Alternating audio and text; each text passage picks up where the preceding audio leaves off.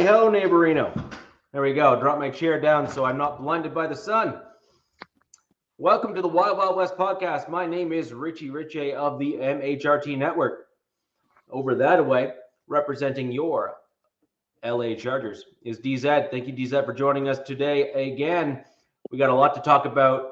This is one of the times of the season where everything is so fluid. Every single show has something new that has come out for each of our teams, just because you have UDFAs getting cut and then some new guys coming in being re-signed.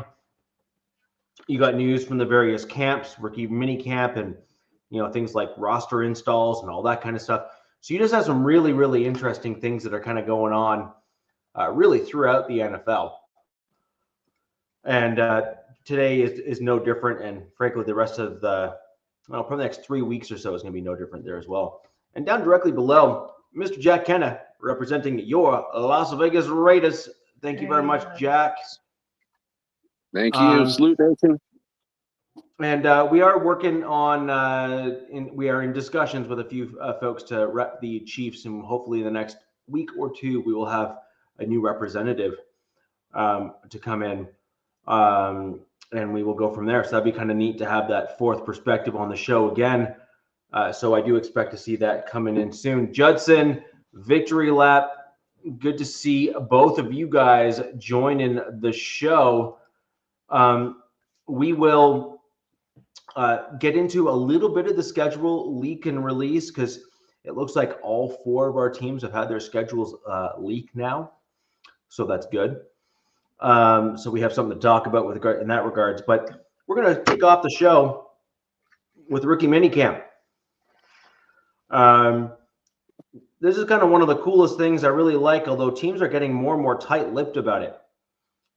It used to be one of those things that was kind of like, doors blown wide open. People were just able to go and kind of see the new rookies, and everything was like fine and good and all that kind of stuff. And now it's really become a very limited media access affair for most teams. I know my Denver Broncos only had a single day of media access. And then there were certain beat reporters that were allowed to report, but they weren't allowed to, have any footage or anything like that from the rookie camp. So clearly being taken as a time to really accelerate these young rookies in today's NFL, to allow them to come on the field and play, just like my Denver Broncos had with a bunch of UDFAs as well as rookies like, Vele, for example, who came in as a 7th round pick. And, he was incredibly productive in his first year for my Denver Broncos. And I hope to see continued progression on that front as well. So we're going to go ahead and jump right into it. I think my Broncos probably have the most news that kind of was able to kind of come out with regards to the mini camp. I know I got a lot of insider information from a bunch of different folks. But I'm going to throw over to you, DZ, first to give your kind of take on the Chargers for the rest of the folks that are here. And then I'll kind of jump in with my Denver Broncos right after we talk about your Chargers. Well, not much has happened. I mean, there has been some moves in LA. They did bring in another wide receiver. Thought they had enough, but I guess not.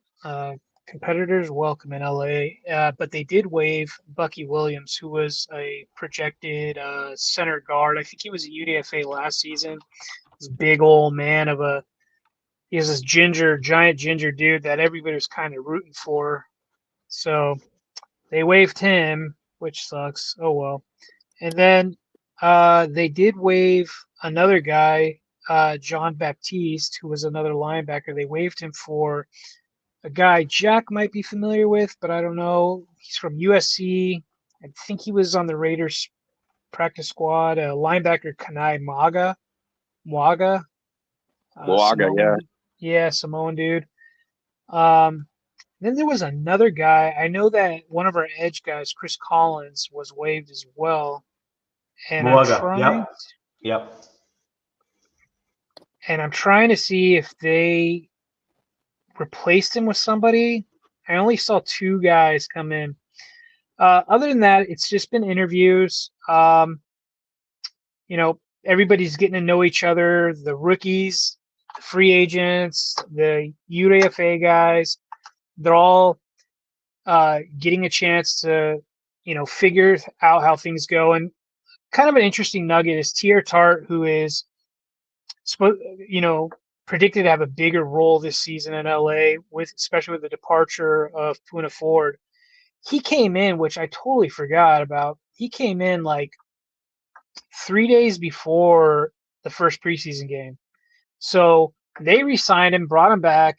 And so he was talking about how, this feels really good that, I get to start from scratch. I don't have to be rushed with the playbook. And he was talking about how he felt appreciated by the organization. Kind of like a knock on him is he was a Dolphin, he was a Titan. I think he was one other guy, but a lot of teams or a lot of people said he had a bad attitude and, this and that or another. So he had these knocks on him, and he felt like he was never given a fair shot. And I don't have the stats on top of me, but with his snap count, what he did play, because he didn't play like a crazy high snap count like compared to Puna, his numbers were awesome. He had great numbers. So with him, with an increased snap roll, should be really good. I'm excited for him, happy for him. And he has a connection with the two new D tackles that they brought in free agency as well. They all know each other from previous stops.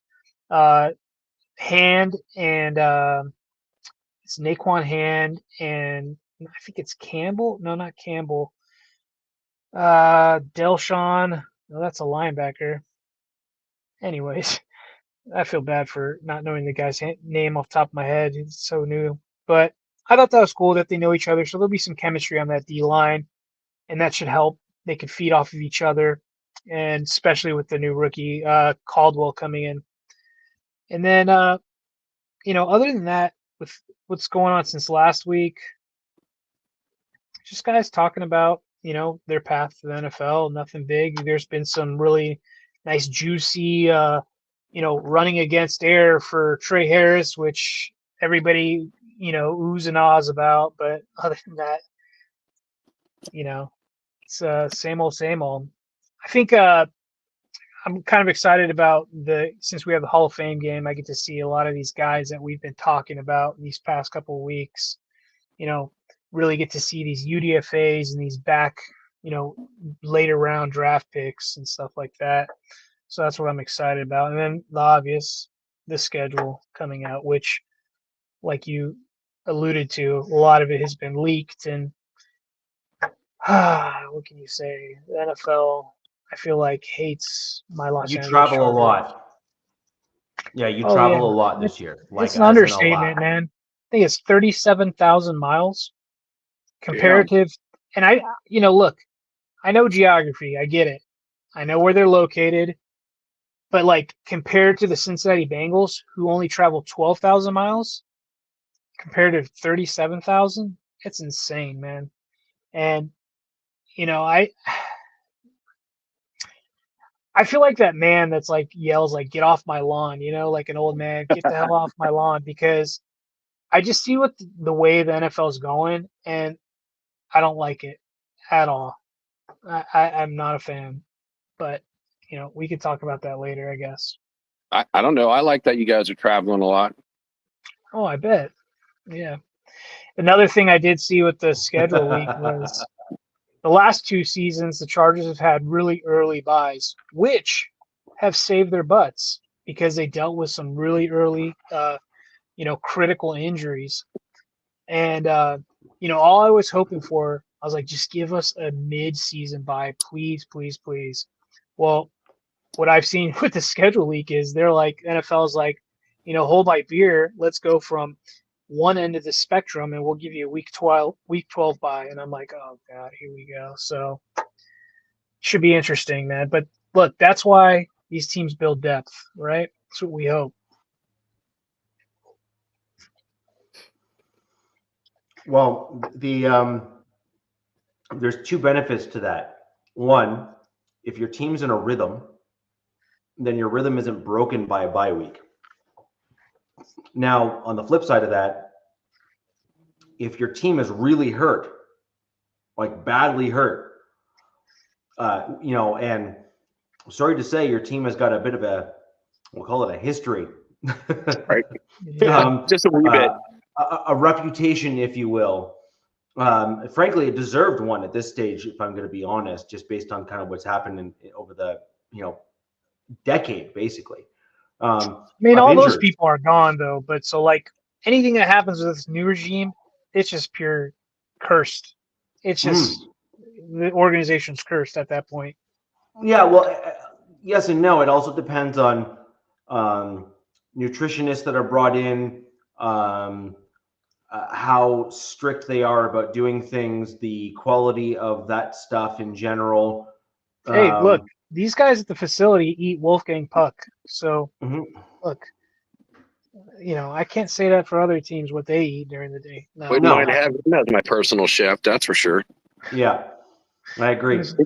And I think it's kind of good that you have a later bye week though, because you got to figure that's when people are all banged up, towards the end of the season. Well, and there's a plus side to that because I think about now I'm hoping this isn't going to be a really heavily rookie contributed season, right? Like I'd like them to be sprinkled in and have their parts, but I don't want to rely on rookies. So I think,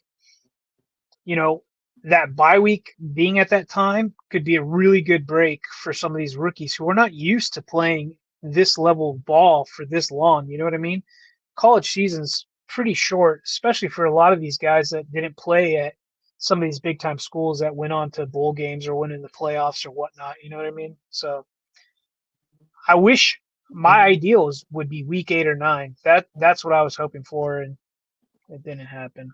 But look, we don't know yet. This is all up in the air. This is all leaked. Who knows? They might throw us a curveball at, I believe, 8:30 Eastern time. Yeah, that's when it comes out. So it looks like, based on what's leaked now, Broncos and Chargers both have the same bye week. Yeah, and then the Raiders is week 8. That's perfect. Beautiful. And then the Chiefs is week 10. It's a great one too. Yeah. So we're going to be hanging on by a thread. Hopefully not. I do think that some teams, I think the latest is week 14 I saw a bye week for a team. That's a long ways to go. Yeah. Yeah. So So to step up at their home games, always more opposing fans in the stadium. Victory lap, you need to check last year's stats because I think you would be wrong about that. Maybe 1 or 2 teams came in with a really heavily presence last season, but overall for the last season, it was a really good charter coming out. But look, new kids on the block in LA, not established fan base. It's going to take some time. And I said this when they moved to LA. The only thing a city like LA respects is winning. Winning, yeah. It's the only thing they respect. This isn't San Diego where you and the Padres are the only game in town. LA has the Dodgers, the Lakers, the Rams, who I can't stand, but LA Kings, Ducks. Yeah. And then you look at Denver, Angels. right? Denver has won, right? They have won. They've got a storied history about winning, but they draw from a region, a massive region. They have states. I know fans that live in New Mexico, West Texas, Alaska, Montana, the Dakotas. So, yeah. Victory lap, then man. LA's massive, but they're not established. I mean, a lot of the LA people didn't want them in LA to begin with also. They wanted them in Vegas or stay in San Diego, which, look, I was hoping for Vegas. I think I love San Diego, and I could see them maybe getting a team down the road, but I just think look, I'm a diehard from San Diego, but oh man, I'm going to get so much flack if I say this. For the Chargers, San Diego fans were fair weather fans. They were fair weather, man. And, and look, people are like, there's a lot of things to do in San Diego. The weather's beautiful. You got this, that, and this and the other to do. But, when some of those seasons were pretty bad, like they couldn't give tickets away. That's how, so, but I think that would be for the most part, the majority of teams in California, maybe not San Fran. San Fran seems to do pretty well with their fan base, but I'm not too familiar with them. Raiders, they always draw a huge crowd. Raiders are gonna, probably have more fans. They had more fans in San Diego because they have a history in Los Angeles. They're going to draw more fans than again, more than the Chargers are going to draw fans. Well, the Raiders California fans, to go to Las Vegas, buy those tickets there, the flight, the Ubers, the food, everything that costs so much money. It is just so much cheaper. Vegas man needs to get to drive down and go to LA and watch a game there. So until generations like me, some of us older guys, we start going away and the kids grow up watching different teams because, we used to be on TV. Didn't matter where you were in California. We'd be pretty much on TV. So you got that outlet. Now that, it's in Vegas, at least in Northern California, since they played in Oakland, they don't show the games like they did. So because now the Niners, have the control of the territory. So those games don't get shown. So once the older fans, once they start going away, then that might change. But until that time, it's a cheaper ticket. There's still a lot of fans, that watch it from California, being a part of the North and the South. So then that's when I think you'll restart taking over your own stadium for that piece. And I feel it in Las Vegas because it's a destination city. So I don't think there's been a game since they started in Las Vegas where there's almost more Raider fans than there is the other team's fans. So I feel it too. It's a destination city, I think I've talked about this before. I think with you, maybe Jack, is when I grew up, going to games in San Diego at Qualcomm, Jack Murphy before Qualcomm, when Raider Week, because the Raider rivalry was a huge deal.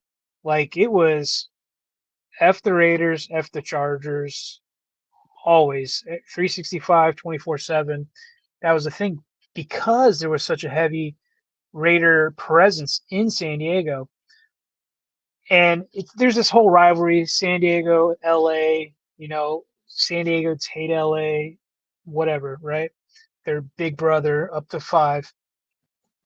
But the San Diego fan base, for the most part, was a really family fan base. So when the Raiders were coming down, that was their opportunity to be like, I'm not dealing with that, and I'm selling the tickets. Because I've said this, I think to maybe Captain Jack or maybe you, to me, there's a big difference between NorCal Raider fans and SoCal Raider fans. And I think SoCal Raider fans are, or at this time, I'm talking about the late 90s, early 2000s, were too interested in gangbanging and acting tough towards people than supporting their team. Now, NorCal fans on the different spectrum. I think the Oakland Raider fans were more of the, we support our team kind of thing, that kind of stuff. And they weren't into that, you know what I mean? So I think back in those days, like you would see St. Charger fans are like, yep, selling my tickets. I'm not even going to go and deal with that. And I remember times like that where you're just like, man, do I really want to deal with this? Do I want to say something and, have like these dudes, these essays come after you? So it wasn't worth it. Well, it's just a different generation for sure. I mean, I think it all stems from starting with the players. And, it's like, I know the 70 Raiders, it'd be like, I remember watching videos, like, hey, who are we going to fight today? And, if the players are talking like that, then your fan base is going to, be a little bit more like that too. So, and it's like, I think that's for all teams, if everyone's back in those days. Nowadays, players are shaking hands, helping each other up. Here's my jersey. Yeah. Exchange jerseys versus, in the old days, they would just be like, F you, man. You play for a different team, kiss my ass. Unless we were like, the only way you were getting another dude's jersey was by ripping it off in the middle of the game. Yeah, it's kind of sad. It's kind of sad how it's going. It's like the NFL's really, their whole image has changed, and we've watched it change. It's kind of interesting how it's gone. It's the money is definitely getting bigger than it ever has, man. I mean, I think someone brought up a stat of just last year, like how many billions of dollars was just put into betting alone in just American sports. Like billions. Oh yeah, when Like, you think about it, with all the apps now, like these betting apps that are out there, you don't have to go to a casino that's got a sports book. You could just upload let it be a casino sport book or just any of these, free range sports books, and they're promoting it in a way of like, okay, you make your first bet, you get $200 for free. Yep. So it's just inciting, the betting. Yeah. So, yeah. I feel like I'm getting to that stage where I'm like, I missed the glory days, I guess. And the glory days for me were the late 90s, early 2000s. Like, that's kind of that football my brain seems to always go back to. And I just see, what's up, Gord? Just see what the football is now. Look, I still enjoy it. These guys are incredible athletes. I think they're better athletes than they've ever been. Oh, agreed. I mean, some of these offensive tackles that are coming out are they're giants. Like, they're freaks, 6'6", like 340 pounds, running around faster than, most people I know can move. And so it's impressive. Think about it. You get one of those guys chasing you, back in the day, you can outrun the person and get away from them. Now, you can't get away from them. They'll catch you. No, a dude like Jordan Davis, who's like 6'7", 6'6", 340, and runs a 4.6 or a 4.5. Like, that is a monster of a human that is running at a stupid fast pace. Yeah, man. That's scary. Right? That's scary. Yeah. Yeah. But I mean, I agree with Victory Lap. Like, look, yeah. The only way to cure some of this stuff is Kev. I don't know what Kev is talking about. He's talking about us. But with Victory Lap, like, yeah, man, like, you got to win to get asses in those seats. So, excuses are done. Like, start winning, man. Easier said than done, especially now. Look at this division is absolutely loaded. I think Cool Kev was talking to you, DZ. He's all, San Diego's got nice blondes and gingers. LOL. They do. Like, I was going to say, I think Cool Kev, he may have been intentionally not responding to that particular comment. I made sure. Thank you, Kev, for reminding me to bring it up because I was going to. Due to other company that may or may not be home and may or may not be listening. So there. Hey, Cool Kev, put it down in chat. Are you going to Bakersfield? Wait, Edwards predicting the Raiders sweep us? Wow, that's spicy, Ed. Harbaugh is a major concern for the Raiders, but I think we sleep. What's up, Gord? Wow. I already said OG. Huh. Edward, lay off the eggnog. Chronicles of the Black Hole, he's right. I was stationed there. Were you in the Navy, I assume, or the Marines? Camp Pendleton? No. He was Navy, went out for Navy SEALs. And he got, I forgot what team. He got a tryout for NFL team. So he's at NAB, NAB or North Island, or was it 22nd Street? Yeah, I've been on all those bases. The only base I haven't been on was Camp Pendleton. I've never been on Camp Pendleton. One. Even though I lived in North County, I never got on that base to do any work, but I used to work a lot on the naval bases.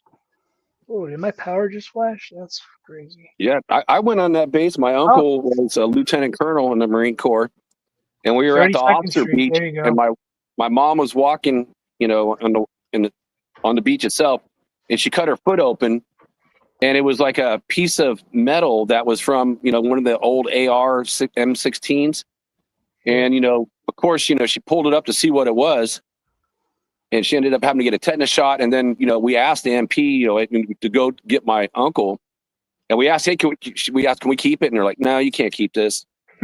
But what they would do is that the guys would, instead of like having to keep their guns so clean, they would get some new parts, put it on there, the part's new, throw the old one in the ocean for inspections. So you were on like Coronado area? No, that was Camp Pendleton. Oh, you were okay, yeah, because you camp up there, yeah. So I've never been up there. Mm-hmm. So like the Coronado area, real quick, the Coronado area, the story is supposedly if you come in the harbor, because that's where they park all the aircraft carriers, if anything happened to that opening, supposedly that strand that's between, it's called the Silver Strand, so supposedly there's explosives there that they can blow that up to get their ships out if they needed to. I thought that was always kind of neat hearing that as a kid. Yeah, I got a cool one we could talk behind the scenes. I got a really cool Camp Pendleton story from one of my coworkers who's ex-Secret Service. Nice. That's cool. So with regards to your mini camp and everything, any specific guys that have popped that have kind of come out that were surprising, or kind of what you expected? You talking to both of us? To you in particular? To be honest with you, the clips I've just been seeing short clips. Like I said, I'm really excited about Trey Harris. I think that guy is a steal in this draft. He wasn't supposed to be a second rounder, in my opinion. I thought he was a first round wide receiver. But, there was a lot of knock on the wide receivers in this class, like there's only 3 guys or 4 guys, whatever. But one kind of interesting note is Rashawn Slater isn't there, I believe, at camp right now. And he's waiting, everybody's waiting to re-sign him. Well, thank God for psycho fans, right? Because I'm like, what's going on? We need to re-sign this guy. Like Rashawn Slater, I love this dude, as a left tackle. And, a lot of people are like, well, the Chargers usually will sign these guys late summer. And I'm like, okay, all right, that's cool. And then I looked into it. Yeah, some of these guys did get their contracts signed late summer. Then I did some digging from some stuff I saw. It looks like he's going through a divorce already. And you don't want to get your huge contract while you're still with that said person, I guess. So I think they're waiting for this divorce, I'm quoting this, to go through before he gets paid the big bucks. And it's crazy. It's a 6-month process for getting divorced in California. Well, this is in Texas. His main residence is in Texas. So I don't know Texas law, but it's just crazy because they just got married like a few seasons ago. And I remember on his honeymoon, there's like clips of him in like Tahiti or wherever doing like pass blocking drills and stuff, with her. And I checked up like a stupid fan I am on her Instagram and his, and both their pictures are wiped out from each other. So I'm like, oh, okay, this might be a real thing. So yeah. But other than that, man, I'm excited. Look, I don't ever get excited about seeing players, run against air or do drills because, I would take it for like the Raiders last year. Remember, you guys saw Zeus and Tyree Wilson standing together, and you guys are like, man, these guys are jacked. They're gonna kill it this year, and they didn't kill it, right? Is that safe to say? They didn't really have great years, right? Okay. With but Tyree, it was like, so yeah, we're talking about these pictures, right? So like I saw this clip. There's like all 4 or 5. Oh, I saw the same one. It's like, and Tyree looked bigger than our nose tackle, and that nose tackle was 330 pounds. And, Tyree's like 285, but you looked at the guy's shoulders, taller. The shoulders are so broad. But the one thing I think is kind of funny with Tyree, the guy is so big, but his body is so big, it makes his head look like it's a shrunken head. That's a good one. Cool, Kev. No, I'm just talking about, so like for me, like I don't get excited about players running drills, but one thing Kev, you're right about that, Perot. Yeah, that's hilarious. You're absolutely right about that. One thing I was kind of really excited about is they had Najee, Hampton, Raheem Sanders, and then two other guys. I think it was Haskins and another guy.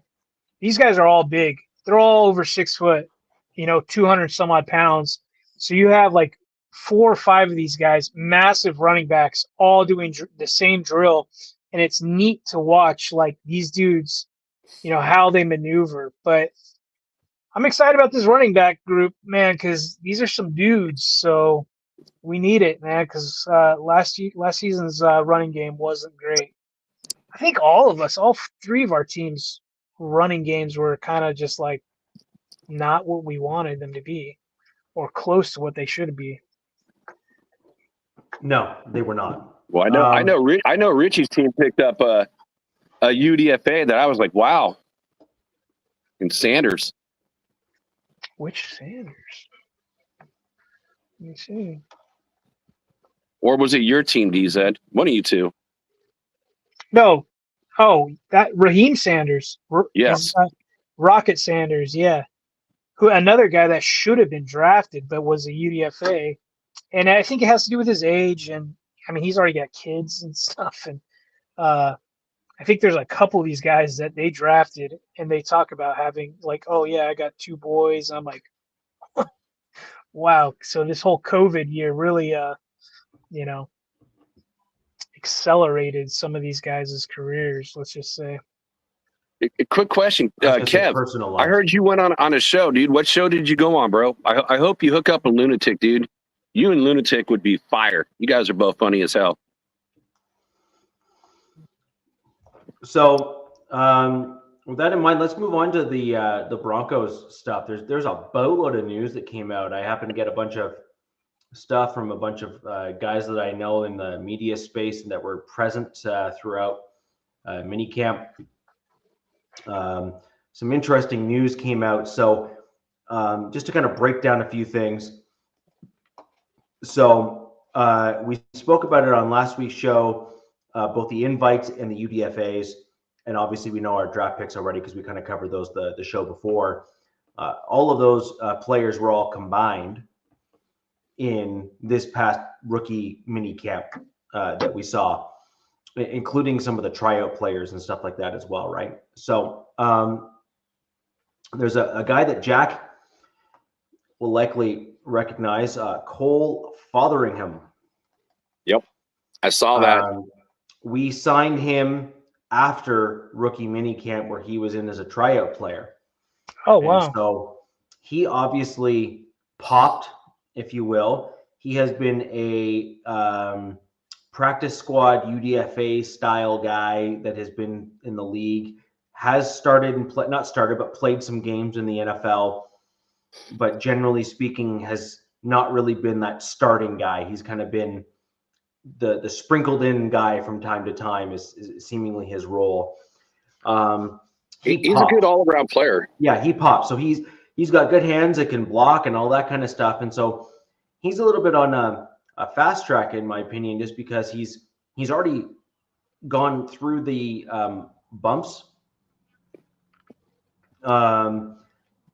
in terms of learning the NFL and whatnot as a young rookie. And so that's an interesting one. Well, can I time out for a second? Yeah. Can I time out? Because I think this is really weird, but it's not with the Broncos. Did your guys' phones go off about your teams dropping the schedule officially? Because the Chargers just dropped their schedule officially, just not their hype, stupid videos. So we have 2 Monday night football games against the Raiders.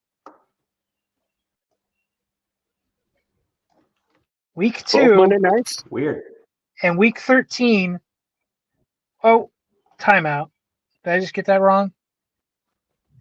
Wow, I just interrupted you because I saw something wrong. Okay, my phone's tweaking out then. Never mind. No. Oh, hang on. Stupid phone. I would show you what my phone just did. It's like it showed the Broncos TBD. It went through week 1 through 18 and then went to 1, 2, and 3 again. Never mind. I got freaked out there for a second. I was like, that's suspicious. I apologize, Richie. I just thought that would have been Yeah. weird if that was the case. Yeah. So he's an interesting guy, I think, that tight end, because he's kind of a Troutman style player where he's kind of can pass catch and patch and block, and he kind of do it all, and he's already kind of overcome those initial hurdles when you come into the NFL, because the tight end is a very complicated position because you're basically having to learn pass catching, and this is assuming you're also an inline blocker, but then you also need to learn basically the blocking scheme of the offensive line. And it's not an easy position to come into the NFL and do like the entire complement of what you would be expected to do at the tight end position. So I think that's a really interesting one. And then you pair him with. I find him, Richie, you're going to like him, bro. I mean, I can't remember. He got forced out just because, you got Brock Bowers, you got Michael Mayers, you spend high picks on him. And then last year they signed that tight end from the Bears who had like 700 yards, and they let him go. Nation, help me out. I forgot his name from the Bears, tight end. So, yeah, Fotheringham got pushed down. So I think you got a good one in that player. I kind of see that approach as a little bit short-sighted, no offense, because you want to develop a young guy if you think he has potential and hold on to him. No. Ertz. You got Ertz. Zach Ertz? No, we didn't get Zach Ertz. No. No? Got it. No.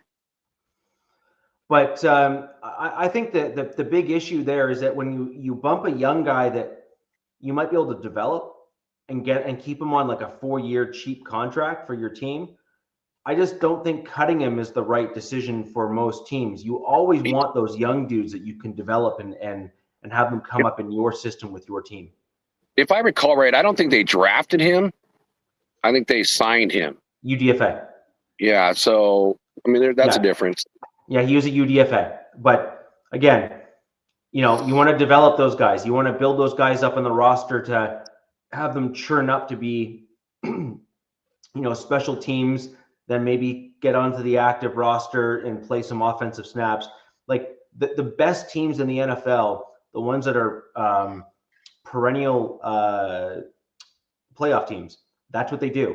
They develop these younger guys in like the UDFA later rounds, and they let them build and grow. And some of them get to be like second stringers. Some of them become starters.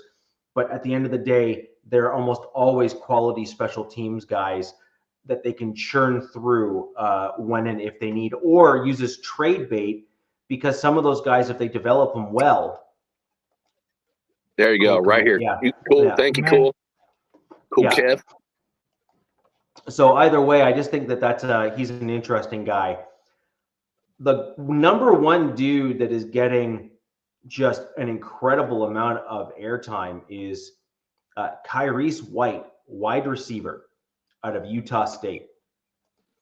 I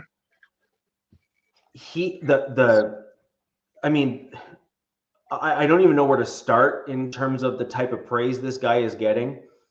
The one word that I have heard used to describe his play that they saw when he was in the rookie mini camp was smooth and fluid. They were seen as interchangeable descriptors for how he played. He is a 5'10", 185 pounds, somewhere in that general range, prototypical slot style guy, but has punt and kick return resume on his resume as well. He's a guy that is actually going to be quite intriguing because a lot of guys seem to think that he could be a projected gunner on special teams and then be just thrown into the mix perhaps on offense as well. Now, whether or not he makes the roster or not, it's another story. He could be a practice squad guy, but either way, obviously the Denver Broncos were quite high on him because they kept and signed him. So, I mean, as a tryout guy, if you're impressing that much and you get kept like that, you're starting from below the bottom of the totem pole. Right. Like you were starting from buried in the ground and you got to dig yourself up to come out of that ground and to even be better to work for the team than be a tryout at that point. Yeah, because like even UDFAs and priority UDFAs, have a better chance at making the roster than a tryout player. You know what I mean? Yeah. But he not only made it, but he actually beat out some of the UDFAs and actually bumped a guy. So that says a lot about the quality of his play. So you think this guy has a shot to make the 53 or practice squad, maybe? I think he's a practice squad. I believe that with those types of skills, Peyton is a big proponent of elevating the practice squad players and treating the practice squad as like an extension of the 53-man roster anyway, with the call-ups and the things of that nature. Sure. He also often will call practice squad guys up to the roster on and off over the course of the season so that they get full checks, because that's his way of saying thank you for the work that those guys put in throughout the year. And so they see the bottom end of the roster kind of flip around to have some of the practice squad guys come up and whatnot. So, I mean, he could be one of those guys, and I think that's a reasonable take for him. I think he'd have to do something pretty incredible, actually, in order for him to, maybe lock himself in. But stranger things have happened. You know what I mean? Stranger things have happened. Another one, just to kind of quickly go through the other guys, was Jordan Turner. Turner is the inside linebacker that Judson and I, as well as Victory Lap last week's show, we're talking about. He had one of, if not the highest or second highest run stopping grades for linebackers coming into the draft. In terms of grades, he was excellent at run stopping. His pass protection or coverage was, we'll just say, not great. And that's probably why he dropped a little bit in the draft or went undrafted and ended up becoming a tryout guy. But he showed out. Literally, he showed out. And, we got a Kodiak Broncos. Woo-woo. Nice to see Kodiak joining the show here. Kodiak, welcome to the Wild Wild West. And so those are the guys that we hit. We made some corresponding roster moves, and this is where things got really interesting. We ended up getting rid of Kendall Bowler, Christian Dowell, and tight end Thomas Yasmin, and linebacker CJ Cloyd. CJ Cloyd was a kind of late season signing or futures contract signing for the Denver Broncos. And with the additions of the linebackers that we brought in, both in the draft as the undrafted free agents, that he basically didn't stand a chance. Christian Dowell, though, was a really interesting guy because he was that true, like, 330, 340 pound kind of D tackle, nose tackle style guy from a small school. Boy. He's a big boy. Yeah, big boy. And he was kind of one of the only real dudes that kind of fit that mold that we had within the team. He obviously didn't show out enough, although it is possible that they may bring him back kind of when things shake out for the practice squad if they really did actually like him but feel that they can, put him on ice, if you will, and just kind of bring him back later. It's possible, although I suspect that they've likely decided to move on given how early they cut him with the risks that are there with having other teams get exposed to him. And then tight end Thomas Yasmin. Now, Thomas Yasmin, as you may recall, I brought him up in a couple of our previous episodes. He was our international player. And we brought 4 guys in, but cut only, we signed 4, but then only cut 3. And the reason why we did that was because we were able to bring on our punter that we signed in the draft in the 6th round, Crawshaw. I think is the correct name. He's from Australia, so we were able to count him as our international player. Nice. Is he another rugby player? Seems all the Australians are rugby players. Yeah, I think that's what his background is. Now, we can't continue that designation if he makes the 53, which he is slated to do. But in the offseason, this is Sean Payton and George Payton playing chess here. you can keep an extra skill player or defensive player by designating the punter prior to the 53-man roster cutdown. My prediction is that we keep Crawshaw. He will make the 53-man roster. And I do believe we bring back Yasmin actually as an international player, unless we have our eye on somebody else. But I think that our international guy will probably be Thomas Yasmin. And I think that the plan is to bring him back. And I think that's already been discussed. That's all the reports that I have are saying that that is likely going to be the case, and that the Broncos have actually already had those conversations with him. Now, obviously things change depending on other guys that get cut, right? Teams are obviously going to prioritize who they think and who they want, but those are some interesting things there. Some other interesting dudes that have come out and just been raved about. Pat Bryant and his route running and catching in rookie mini camp have been brought forward. And another one here is Clay Webb. Clay Webb, at the end of the rookie mini camp, had Sean Payton specifically call him out, address his character concerns, state that he has had multiple one-on-one conversations with him individually, and that he understands kind of the gravity of what he did back in high school. Let's be honest, this was in high school when this happened. It wasn't in college. And he's the swimmers. He's in high school. He's the swimmers and Gatorade guy. If you're wanting to kind of know, who he was, he is slated to fit in either at guard or center. I believe likely center. And I truly think that if he continues to show out and takes those reps and really shows up, he could be 53-man, and he could be one of those rare dudes that, might even start even rotationally and then take over that job. I'm hearing a lot of comparisons to him and Quinn Miners. Ooh, in terms of physicality. Clay Webb is a mauler in the run game, and I mean just mauler. And so I could see him kind of fitting into that mold, and with some extra polish and coaching and the right system and all those sorts of things, I could see some good things happening for him, so long as his character and work ethic has obviously changed, right? I don't think his work ethic was ever really a problem, but the character things of doing stupid things can impact the quality of your work on the field if you continue to do dumb stuff.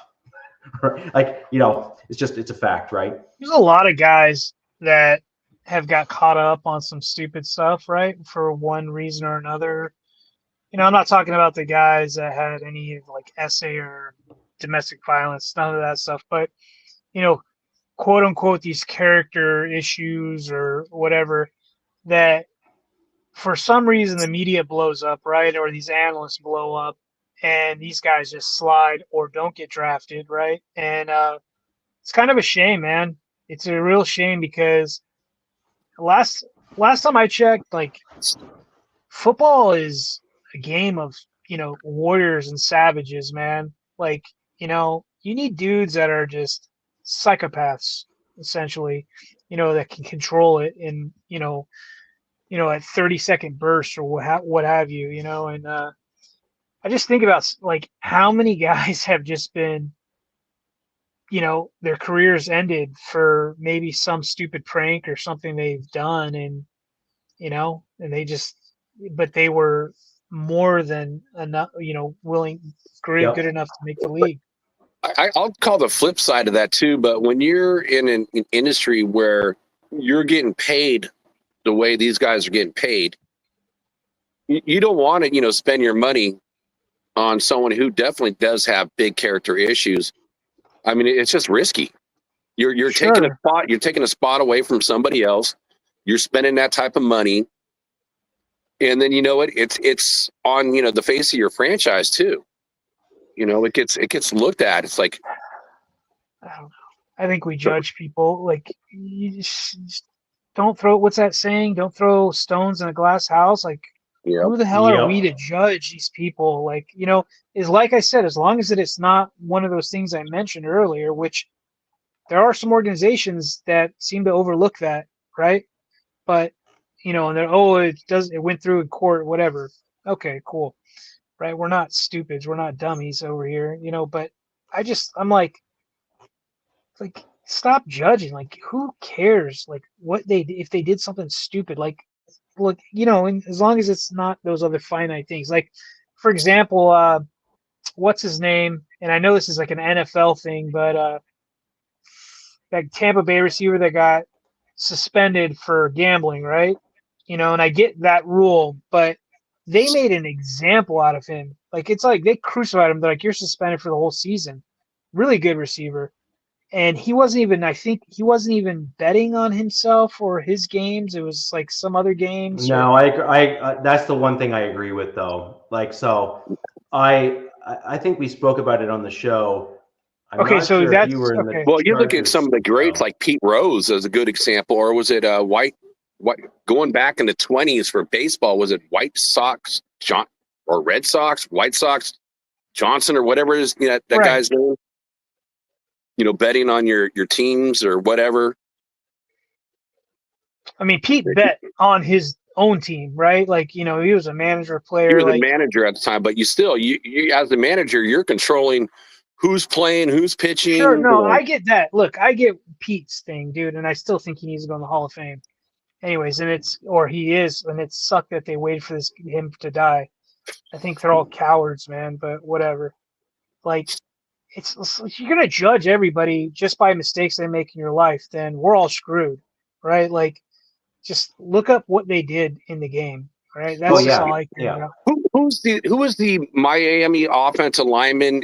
He was slated to be like a top pick, and he dropped because he had that was Laramie Tunsil. That was Tunsil, because he had that the mask, the gas mask, and put a bunch of weed in there. Yeah. Now that's kind of dumb. That was a hit job too. Somebody did that on purpose. Like, that was somebody going, haha, I'm gonna F with this guy's career. Yeah, that was 100% a hit job. Man, smoking some weed. Look, I don't smoke. I don't do that. As a kid, sure, but that's something I haven't touched in decades. But like, that to me, that's a bad image. Really, that's a bad image. Okay, cool. Like, well, you can have states like California where it's legal, but the company you work for will have zero tolerance on it too. Sure. And that's the NFL. I don't know if it's zero for the NFL. Is it still zero? Aren't they like don't test for it?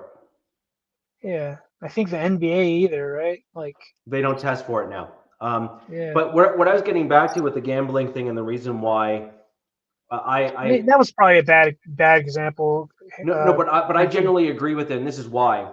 And I'm actually curious to see what you guys think, of whether or not you have a rebuttal that makes sense as to why I should change my mind, because I'm always open to that kind of stuff. But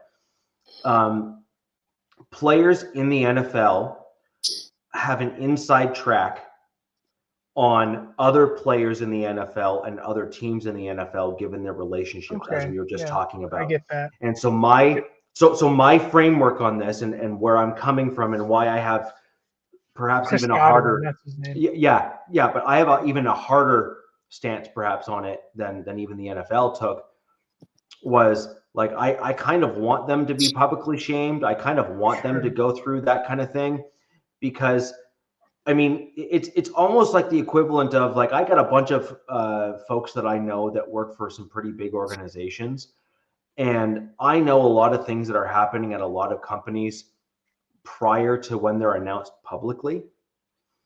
And if I were to then, say, for example, go and invest in the stock of those companies, Wolf of Wall Street. No, but I could do stuff like that, right? Yeah. Where I could get in a month or two early, or 3 months early. That's the whole U.S. government right there, what you just described. Well, I mean, that's Congress. I agree. But ask Nancy Pelosi who her stock advisor is, because I want them too. But the point ultimately, though, is with these players is they have that insider baseball. They have that ability to know, hey, running back X, even though he's not announcing it, he's got an ankle problem. Yeah. And then you start noticing a decline in production. So then a dude like Godwin can then say, hey, Zeke, for example, when he was like obviously better than he is or was. Zeke and Dallas, yeah. Right. It'd be like, well, week 16, I know that the dude is, nursing an ankle injury, but no one's talking about it. And he hasn't told the team, but I know. And all of a sudden he's like, well, I'm going to bet the under on all his stats, and he can make thousands and thousands of dollars. My whole deal is that they made an example out of him, right? Like they're like, you're suspended for a year. And I think that same season there was some stuff going on with, and somebody can correct me if I'm wrong. There were some other players, something happened. I think it was in the Ravens organization. And it was just like, that guy gets a year, right? No pay. You're done. You're not playing. And this guy gets like 3 or 4 games suspended. And what he did is arguably, in my opinion, much worse.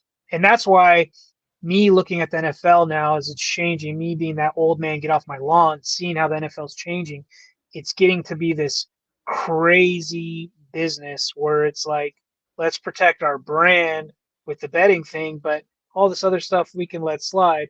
And those were, to me, those are my red flag. Those are my red line. Like, we don't cross that. Like, that stuff comes out, boom, nah, nope. But you also got to remember this, Derek DZ. It's like the NFL claims themselves not as a sport, yes, but they're as an entertainment industry. Yeah, my girlfriend told me that, or wife told me that.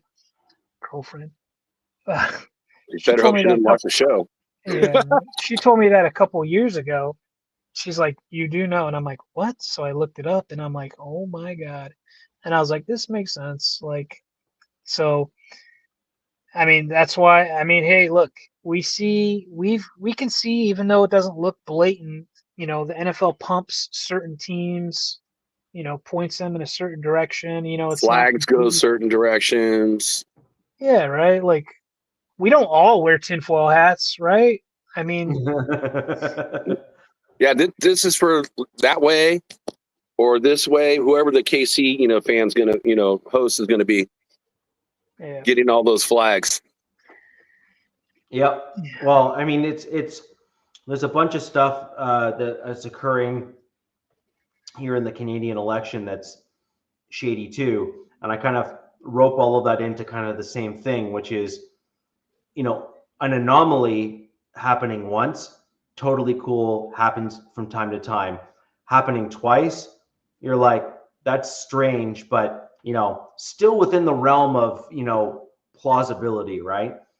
You start seeing happen 4, 5, 6, 7, 8, 9 times, and you're like, okay, like, no, like at this point here, we've gone past reasonability and gone into absurdity, right? There's a line that's kind of crossed between A and B, and I think that's where a lot of the NFL fans that were opposing teams, also divisional rivals, and even some of the fan base within KC was like, look, I'm not going to complain, but I mean, well, in reality, the NFL needs to come out with like some form of chart. If you break this rule, this is what you get. You break that rule again, you get this much more. Versus it's all kind of just random, like whoever's on the panel at that time. And it's like, then it makes more sense, if it's all, black and white versus feel like, people are just drawing stuff in the sand, like, from one year to the next. Jack. They make it up as they go, man. It's just like whatever they see fit. Goodell has seen himself as, the almighty leader. And look, this is. Look, I as a Raiders fan, I feel like, the NFL has punished the Raiders more than any other team in the NFL and gotten worse penalties and worse stuff happening to them than any other team. So as a fan that, sees all the harshness of it and, talking about it, like certain players, getting, this type of penalty versus that, how long they're to be suspended for. Come up with a rule book on it, just put it in black and white. You do this is what you get. And if it's a second offense, then, this is how much more expeditiously you're going to get punished for it. Yeah, I mean, just to quickly put a top in that, we obviously have another Canadian here in the Gord. chat. So that's fantastic. My boy Gord. So basically, there's been at least 3 or 4 things that occurred here, but the 2 most egregious were in one writing, they did a recount, and the Conservative candidate here in Canada was up by like 20 or 25 votes. And every single one of the 25 votes that they were up by, like in terms of this total numbers, got flipped. Like basically 25 other Conservative votes got disqualified, and only 25 Conservative votes got disqualified. And then an additional 12 votes magically appeared for the Liberal Party to allow them to then flip the riding by 12 votes. And those 12 votes are probably from people that died 100 years ago. Right, exactly. And so there's like things like that have occurred. And then there was a recent recount that just occurred at the middle of this week or beginning of this week, where there's a Bloc Québécois party here, which basically is a party that exists only in Quebec, and they want to separate from Canada. That's their party's goal. And their party won a seat in Quebec. And then a recount was just done. And magically speaking, they found that the Liberals won by 1 vote. And then multiple voters have now come forward to state that they've had their ballots returned to sender from Elections Canada the day after they finalized the recount. And it's potentially being taken to court. And the Liberals won that riding by 1 single vote after that recount. There's just a bunch of really shady stuff that happened in the Canadian election, right? And it's super shady in US and Canada. Yeah. And so when Gord and I are making those comments, I realize that it is impactful by a much smaller margin, but we see that stuff here and that kind of nonsense happening here in Canada as well. It's actually worse, I think, in Canada, just because there's not as many eyeballs on the Canadian election. We're a much smaller country, and we're frankly much less significant than the United States in terms of the election and the results. So you just have less eyeballs, less attention, and so a lot of that stuff doesn't. I honestly think elections, like I'd say as an American, needs to be a national holiday. Nobody works, and everybody has that. Nobody works. None of this. Everybody has a shot to go in person, whether. And now I get it. If you're overseas or you're in the military, you can do it that way. Or if you're in a hospital, I get that as well. Or you're a senior citizen in a assisted living. Sure, there's exceptions, but everybody else goes to the ballot box in person and have public transportation or something, because give people rides or whatnot. But I like the mail-in votes. Yeah, I don't want to stand in those lines. The mail-ins, you wouldn't? I'd rather mail it in. I don't want to go stand in the big long line. I don't trust. No, that's no. It's the United States Post Office. That's a federal offense. You mess with the mail. Yeah, there's hours of evidence at them doing that, Jack. Yeah. So, anyways, with regards to that, that's what's going on here. That's what that piece came about. Obviously, there's a handful of Canadians I know that have joined the show in the past. Gord being one of them. There's a few others that joined in as well. Just thought I'd give some context to that. But that's rookie minicamp. I know, Jack, you said you didn't have a ton of news come up from your. I have some. And so, Gord, right here, bro. So I got Gord one of these. Nice. That's a dope hat. I like that hat. No, it's not this hat, but it's a different hat. It got it signed by Lester Hayes. I like the snow camo, the snow moss camo. That's rad. Or oak. I think it's oak, probably. Yeah. So for the Raiders, it's like. It's nothing really exciting. The only one that was kind of cool to see was for the invitees to come out there was Jalen Smith. As you guys, everyone knows that I'm a big Notre Dame fan, and when he came out, in the draft that year, I think it was like the championship game. He tore his MCL, ACL in that game, so he was projected like top 2 pick in the entire draft. Yeah, I remember. And he dropped all the way down to like the first or second pick in the second round or something like that to the Dallas Cowboys. Kind of like Campbell in this year's draft, the cornerback out of Michigan. But yeah. So I was, he's already had a stint with the Raiders. He played 1 game. And, they impressed enough to Pete Carroll to where, they signed him to a contract.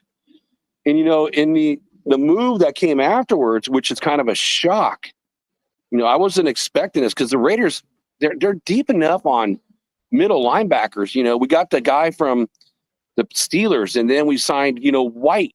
And really, those guys are both middle linebackers. And last year in the 5th round, we got Tommy Eichenberg out of Ohio State. And, now we're adding Jalen Smith. So where the weakness is not the middle linebacker, it's Coverage. our off-ball linebacker, our coverage linebacker. And so the guy that was, released was Amari Burney. And Burney, our draft picks, let's see, I think Burney was a 6th-round draft pick in 2023. So he's still fairly young.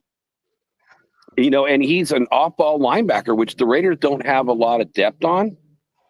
So that was kind of a surprising cut, in my opinion. And a couple other notable ones, but, again, I would love to see, I would love to see Jalen if he can do something, but he sat out last year, again, because of the injury. So, now he's 8 years in the league. That's going to be a tough road and sled for him to actually make the squad. But you know what? Who knows? Maybe he might be a special teams player at this point.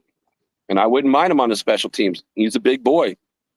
And, he's got talent. It's just he can't stay healthy. I mean, 6'2", 242. So he's a big linebacker.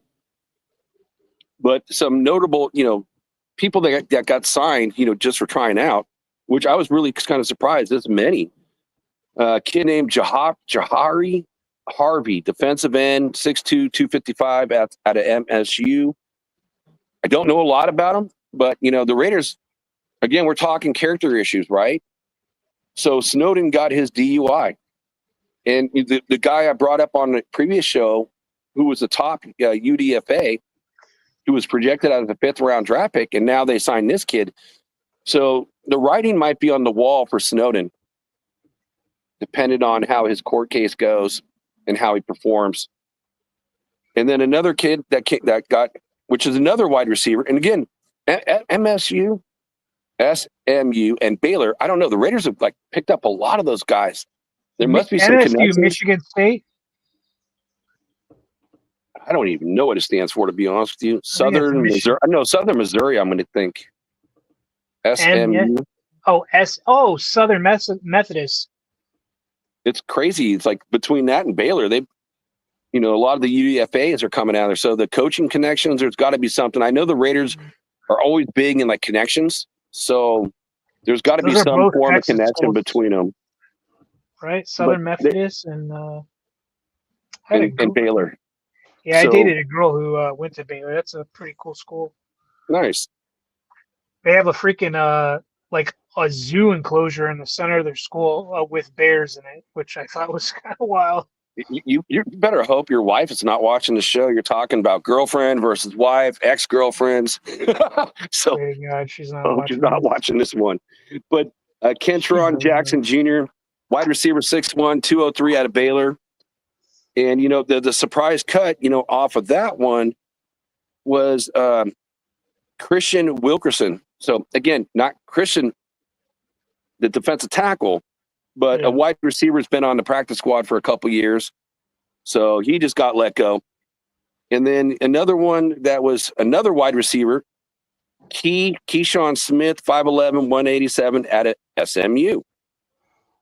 So the ties on that one. They must have some good scouts out there or something, or really know those schools. Well, I just don't get it. They drafted 3 wide receivers, and their first, free agent pickup was a guy that played at UCLA for Chip Kelly, who's like a slot guy. So, I mean, they're really going all in on the wide receiver, class, which, I mean, I'd rather pick up some more running backs. Well, so I'd rather trenches, but I kind of agree with you here because then, like I was talking about earlier, they picked up another, big 6'2", 200-something, 4'3" guy, wide receiver. I'm like, okay, they really want to get some more receivers. Dude, I'm getting worse text messages right now. Sorry. Well, depending on who it is. No, But, it's not. Actually, it's one of my I'll just tell you guys because it's kind of sad. One of my good coworkers I used to work with a long time. We were partners.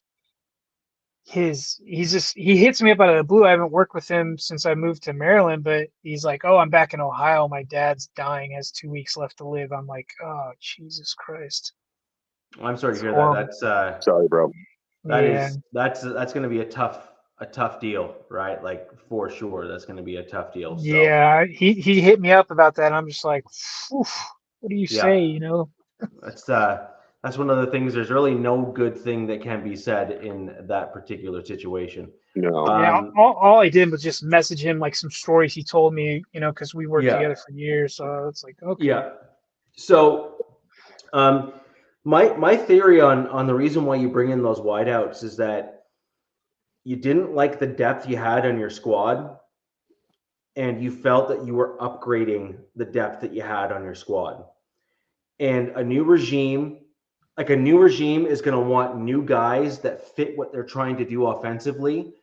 And Jack, I think, if I'm going to be honest, I think this is just part of your evolution now as a team. And if I'm you, I would be pretty happy about it. Actually, I'd be really happy about it.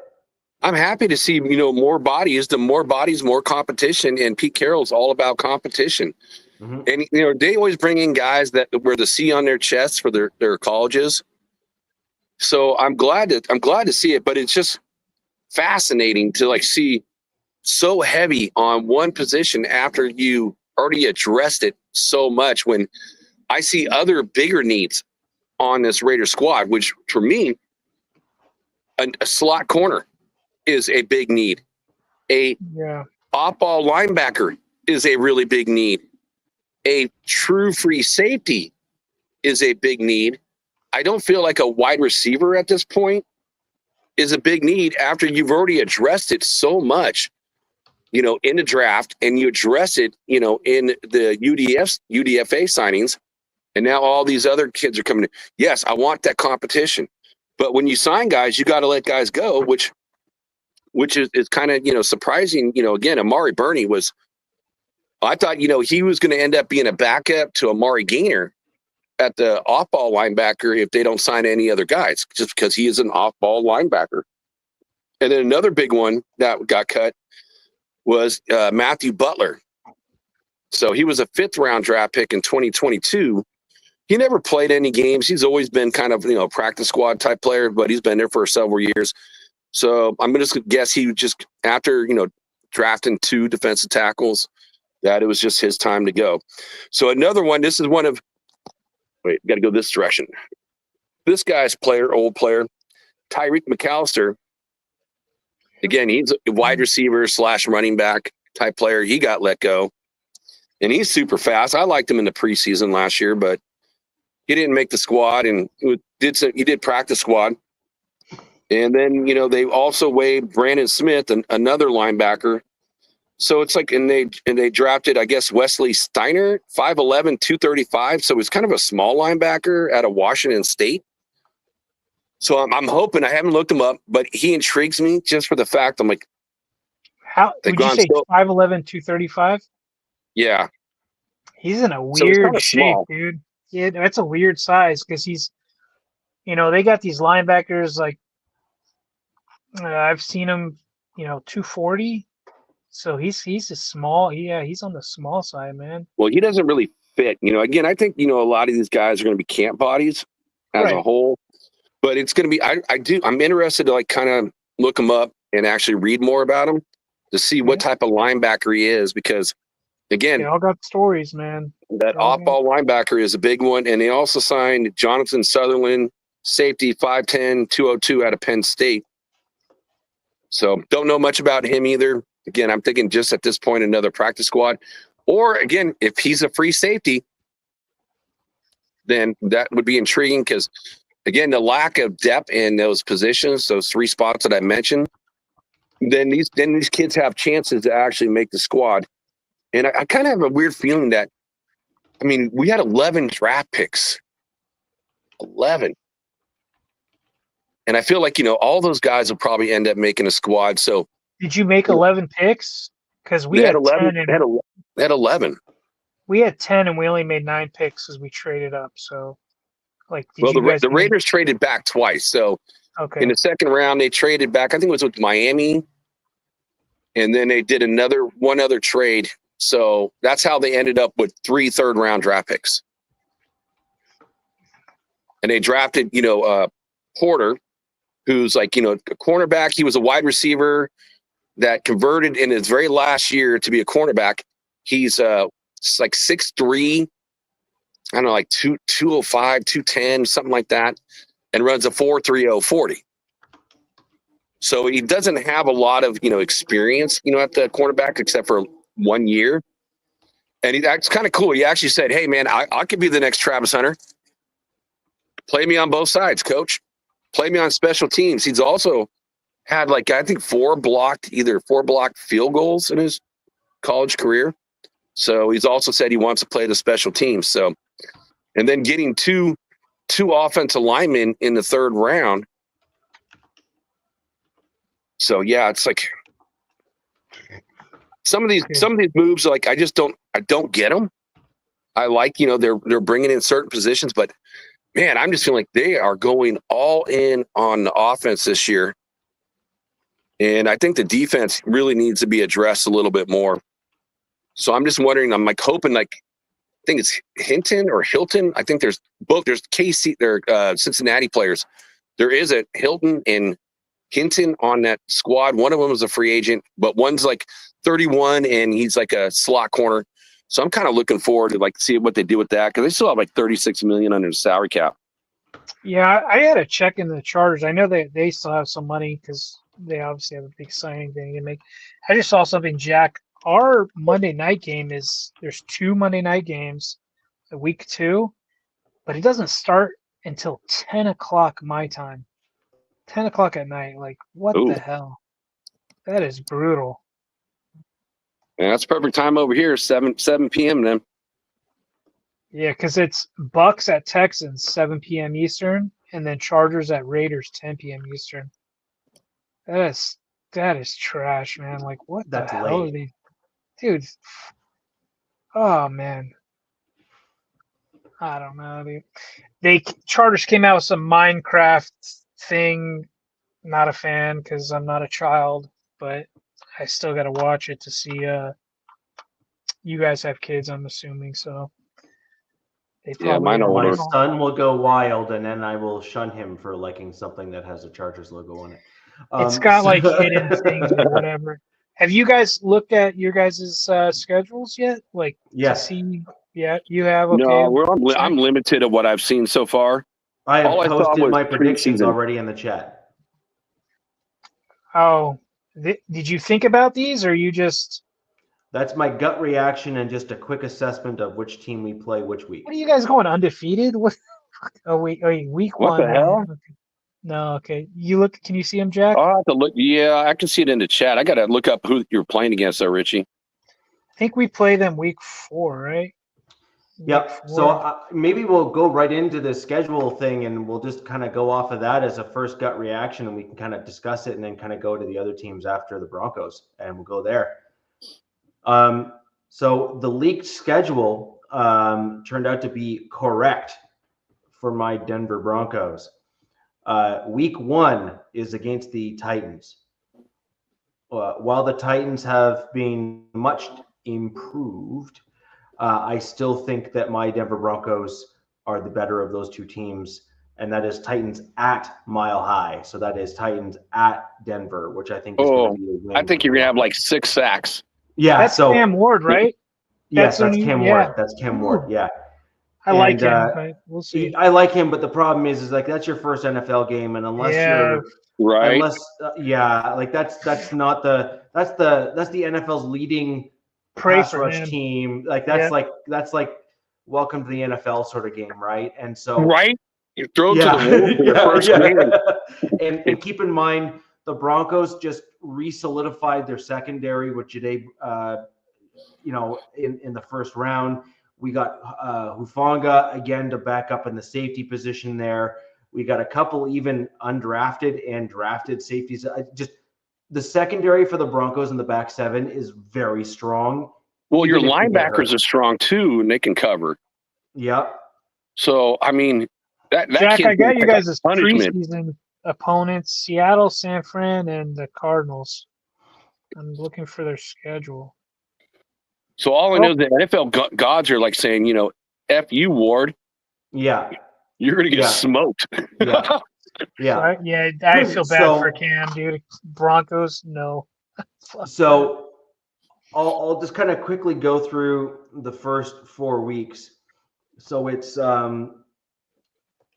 Broncos, go through the Broncos, yeah. Well, bless you. Bless you. Oh, sorry about that. It's the Titans, the Colts, the Chargers, and the Bengals. Ooh, and so in order, I have the Broncos beating both the Titans and the Colts. And then I have us losing to the Chargers. Is it home or away? That's at home. Oh, is it away? Yeah, it's in LA. Okay, so I have us losing that game. And then week 4, I have us beating the Bengals on Monday Night Football. Dude, what they're doing to Trey Hendricks. Is that home or away? Yeah. Have you guys seen that the Trey Hendrickson stuff? That's at home. Oh, yeah. Fuck, man. So the Bengals is at home. I would love that guy in LA, man. I'd love him in Las Vegas. I think every team wants a Trey Henderson. I heard the only thing about him is that he's kind of more selfish about himself, like, you know, just wanting to rush the ball and not tackle. Huh. I did not hear that about him. That's the only and I heard that from a Bengals fan. Dude, I've been okay. Well, he's probably glazing for Burrow and his 2 receivers, but dude, he is their defense, man. Like, in my opinion, like that organization, it's so head scratching on how they run the Cincinnati Bengals. Like, I mean, well, you look at it, you know, it's like, okay, your quarterback's getting over $50 million a year. You got the wide receiver premium position are making the big bucks, the top money at wide receiver. And now you got a defensive end, which is a premium position too. I mean, how in the hell do you pay these guys? And I mean, I'm sure you can figure out, man, bring in a GM from the Saints or the Rams. And I'm sure, you know, they would figure it out. Yeah, so I agree. But either way, I do think that there's going to be some turmoil there. And I do think that the Bengals are too heavy in certain positions, which weakens their roster in others. And I think that kind of bodes well for when we play them. And then up next, we have Eagles, the Jets, which is the international game in the UK.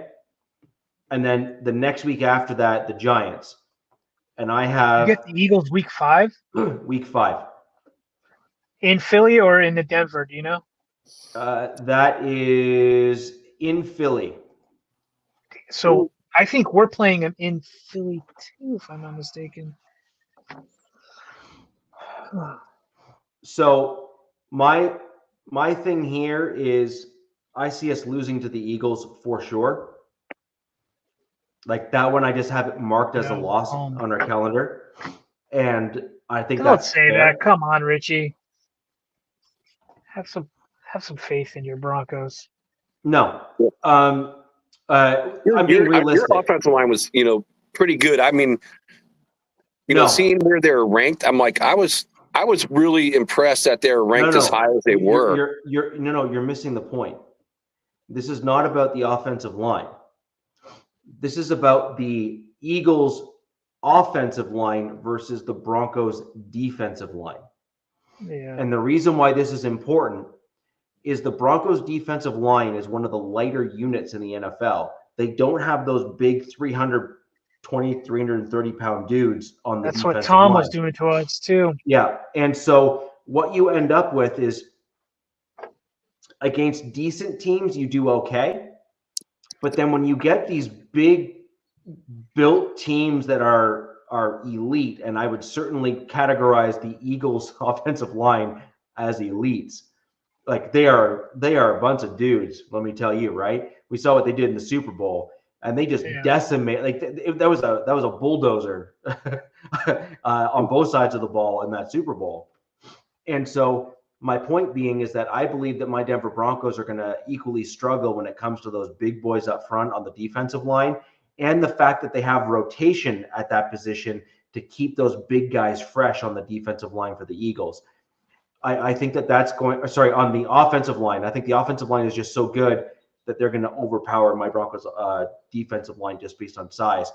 I predict Barkley is going to have one heck of a game, and I think that's going to make it very difficult for us. I'm just being realistic. We did not do well against teams like that. Wait. Who did we play last year? Was it the AFC North? Yes. Yeah. So we talked about the same stuff about the big boys. How did your team do last year against them? Not well. Not well? We went 2 out of 2, I believe. And, losing to the I'm Ravens. going strictly off of memory. I think we were 1-3. Steelers beat our ass, but we were coming off of, like, injuries, and it was their homecoming opening. Right. They worked our ass. So I think I got 2 wins. So 2 out of my 4 wins, I think, came off of their team. So the next 3 games, including the game in England, I have the Broncos winning. So it's in England against the Jets, week 7 against the Giants, and then week 8 against the Cowboys. The Cowboys and Broncos in recency bias, we have basically shellacked the Cowboys every single time we have played them, both at Jerry World and here in Denver. That's Thanksgiving game, right? I have to look at the date. Yeah, I think you guys got the Amazon Prime Thanksgiving game. So that's 10/26. So that might be that's October. No, that's not Thanksgiving. That's not Thanksgiving. That's October 26th. So I thought you guys got a holiday game.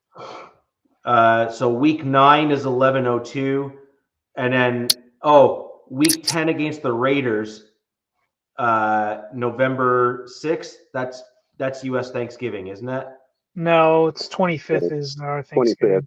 25th? But it's a Thursday night game, I thought. I got so thrown off by Richie saying Thanksgiving. I'm like, wait a second. And then I go, oh, yeah, duh. Like, okay, hang on. It's Broncos and Chiefs on Christmas Day. Okay, that's the one. That's the one. I think they got the headliner on Amazon. Yeah, so we're up against them on Christmas Day for the Chiefs. So that's a big one, obviously. Hey, if the Raiders can win on Christmas Day versus the Chiefs, your Broncos can win against the Chiefs. Yeah. So I have a 3-game win streak occurring there after the loss to the Eagles. So we beat the Jets, we beat the Giants, and then we beat the Cowboys. And then I have – so that brings us to week 9. And I have us losing to the Texans. And then on prime time against the Raiders, because that's at home, if I'm not mistaken, I have us beating the Raiders at home. I believe that we're splitting with the Raiders this year, just to be clear. I think we're all feel like we're going to split. Week 10, isn't that? I thought that was Thursday night in Las Vegas. Let me see here. Yeah. Week 10 is looks like a at Denver Thursday night game. Yeah, it's at Denver. It's in Denver. It's at Denver. Oh, okay. Yeah, it's at Denver.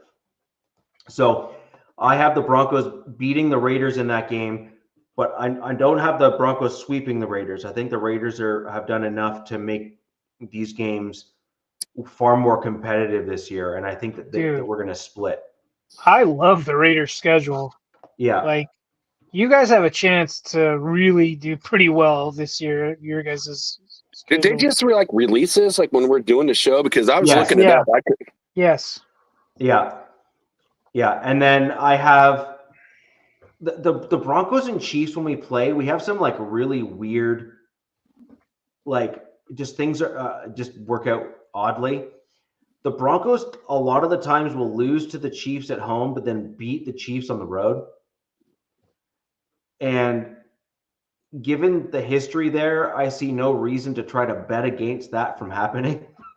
Just because it happens so frequently, and it's just, there's no sense in fighting kind of what happens.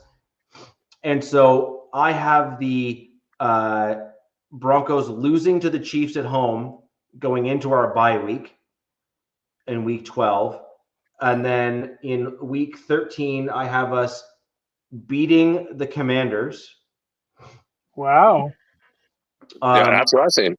I think we beat the Commanders. I think that is certainly doable for us.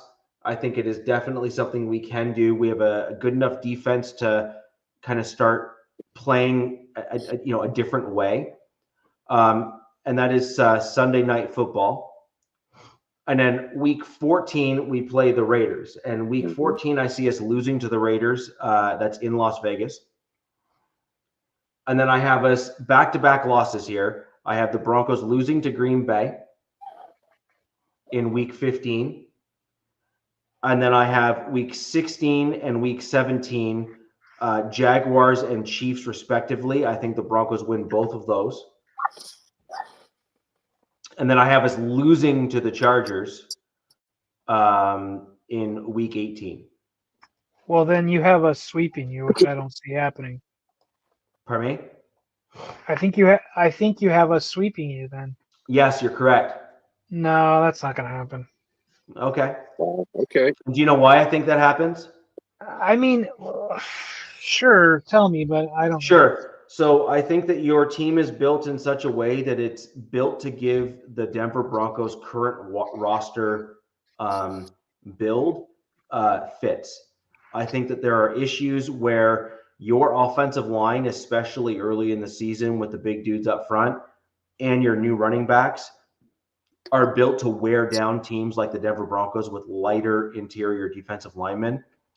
And I think that with the three-headed monster that you have going on there with the 6', 220 kind of all-round backs, you've put yourself in a position as a team that can really wear down teams like the Denver Broncos. And I don't think that's a stretch. I don't think that is something that is beyond the pale. Well, I need a big giant piece of wood near me because we got to knock on some wood here. Because I do agree with Richie. I feel like your offensive line is going to be tremendous. Guys, I feel like could be one of the best offensive lines in the NFL. No. But at the same time, I feel like your defensive line is very thin. So this is where I'm going to flip it. I love this. This is where I'm going to flip it because no, I don't think my offensive line is top O-line unit, which everybody's excited they got Becton. Becton does have an injury history. He only played 1 year at guard for the Philadelphia Eagles, who were already an elite line themselves, right? So I'm still happy we got him because that right side is going to be, it was our left side 2 years ago. That was the really good side to run behind. And then that didn't work out last year. Now, Zion Johnson, they didn't extend or take his 5th-year option. So if that shows you any confidence they have in him, they were like, okay, look, dude, like you're essentially playing in a contract season right now at left guard. And look, he's a smart kid, man. He's a very athletic guard, but he cannot identify stunts to save his life. And that's a scary situation. And then we have Bradley Bozeman or Andre James going to be our center. Now, I think Andre James is going to would be a slight improvement over Bozeman, and I'm kind of rooting for him. But he's solid. He's just going. The only thing he's going to suffer. He's smart. He's a smart player. He knows how to read his gaps and stuff. But he's a little bit smaller. So I mean, when you go up against like those big boys, which we do, the big nose tackles, then yeah, I watched him, get pushed back like with Chris Jones. But everybody does. You know what I mean? With Chris Jones. Yes. But he is a smart player and he knows how to run the center position. my scare. Honestly, I didn't want to let him go, but it was all about salary cap money. For the Raiders, they wanted to eat it this year, so they get it next year. The Chargers only signed him for like $1 million something. Like he signed a 3-year, like $24 million contract or something like that with the Raiders. I don't know what they're selling these guys in LA, but they got everybody on really good deals. I think they all said, look, you come here, you ball out, we'll get you paid here or get you paid somewhere else. Puna got paid by the Rams. Christian Fulton got paid by the Chiefs. And Morgan Fox ended up going to Atlanta or something. Okay, let me flip it to the D-line. I've kind of been looking at these D linemen, and they're not household names by any means. Nothing like what the Broncos have, the Raiders, or the Chiefs. Tiertar, Hand, Jones, Campbell, the rookie I'm talking about. And then you have Matlock from last year, but I honestly don't see him as a really good D tackle. He was our fullback. And then Tito Abonia, who is a nose tackle I was high on from UCLA. I've seen enough. I don't think he's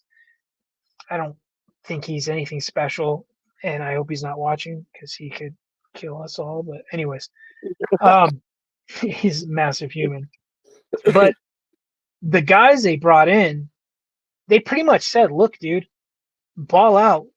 We'll get you paid. And these guys have good film. Like, they are good foundational pieces. They are solid D linemen, like all savvy, like really good guys that just have been overshadowed by teammates on that line. You know what I mean? Like edge guys on this line here, or their D tackle partner on another line. So I'm actually excited. I think this D line can become a strength on this team. And wow.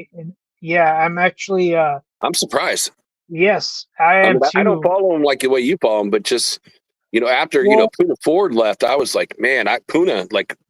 So last year, he was like one of the guys that just stood out to me. I was like, how do you not resign that kid?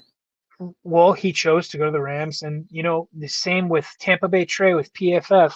Why did the Chargers let him walk? Well, it's been said over and over, we did not let him walk. He chose to go to the Rams. He chose to take their offer over our offer. So he went to the Rams, who have a really good D-line, up-and-coming youthful D-line in LA, to share the stadium with us, or we share with them.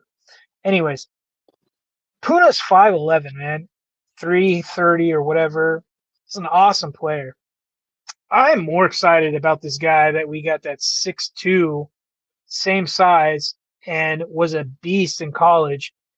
Now, look, can he beat Puna? I don't know. I think his ceiling is going to be higher than Puna Ford's, in my opinion. And that's me being a homer. But I like what I said about that running back room and this D line, I think are underrated. And the O line, I'm not so high on.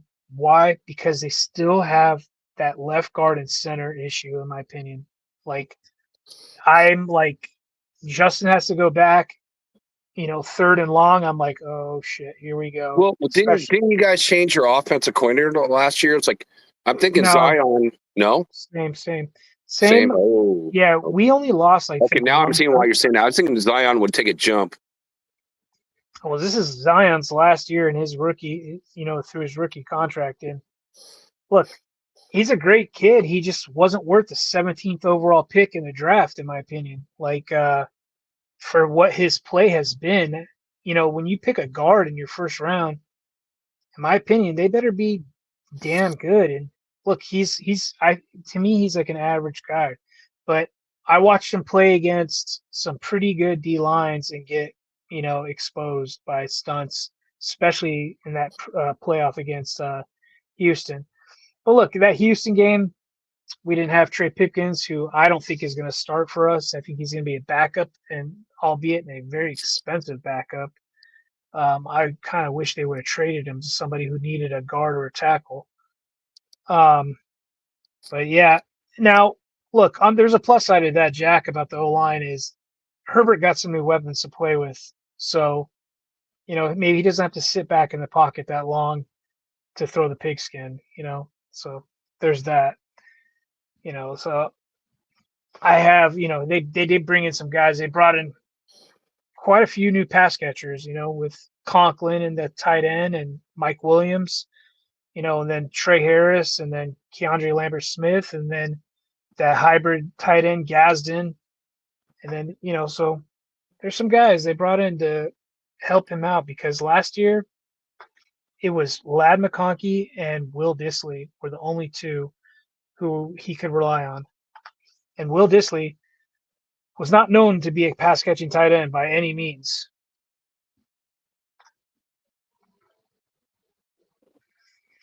I don't know. If they have a down year, the Chargers, I could see it because of schedule, because I still have pause. Like, this team didn't beat any good teams last year. The only good team they beat were the Broncos. So, and our schedule got much tougher.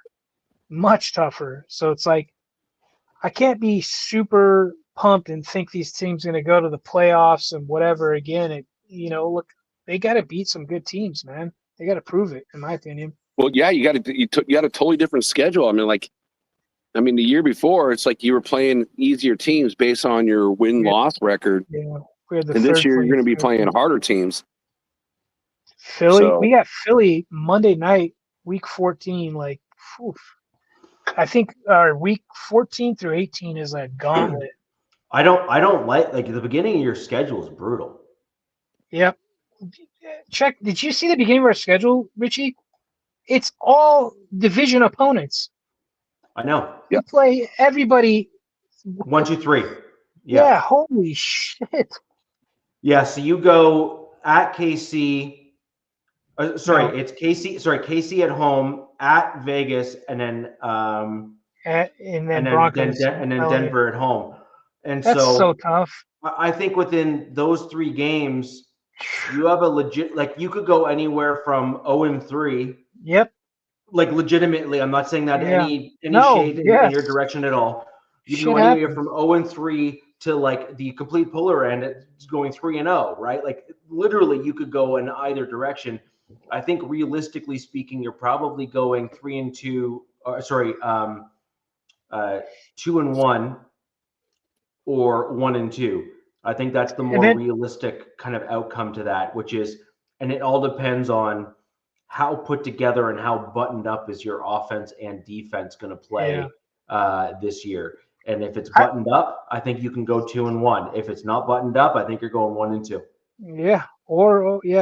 And then I look at right after the bye, week 12, it's Raiders, Eagles, Chiefs, Cowboys, Texans, Broncos.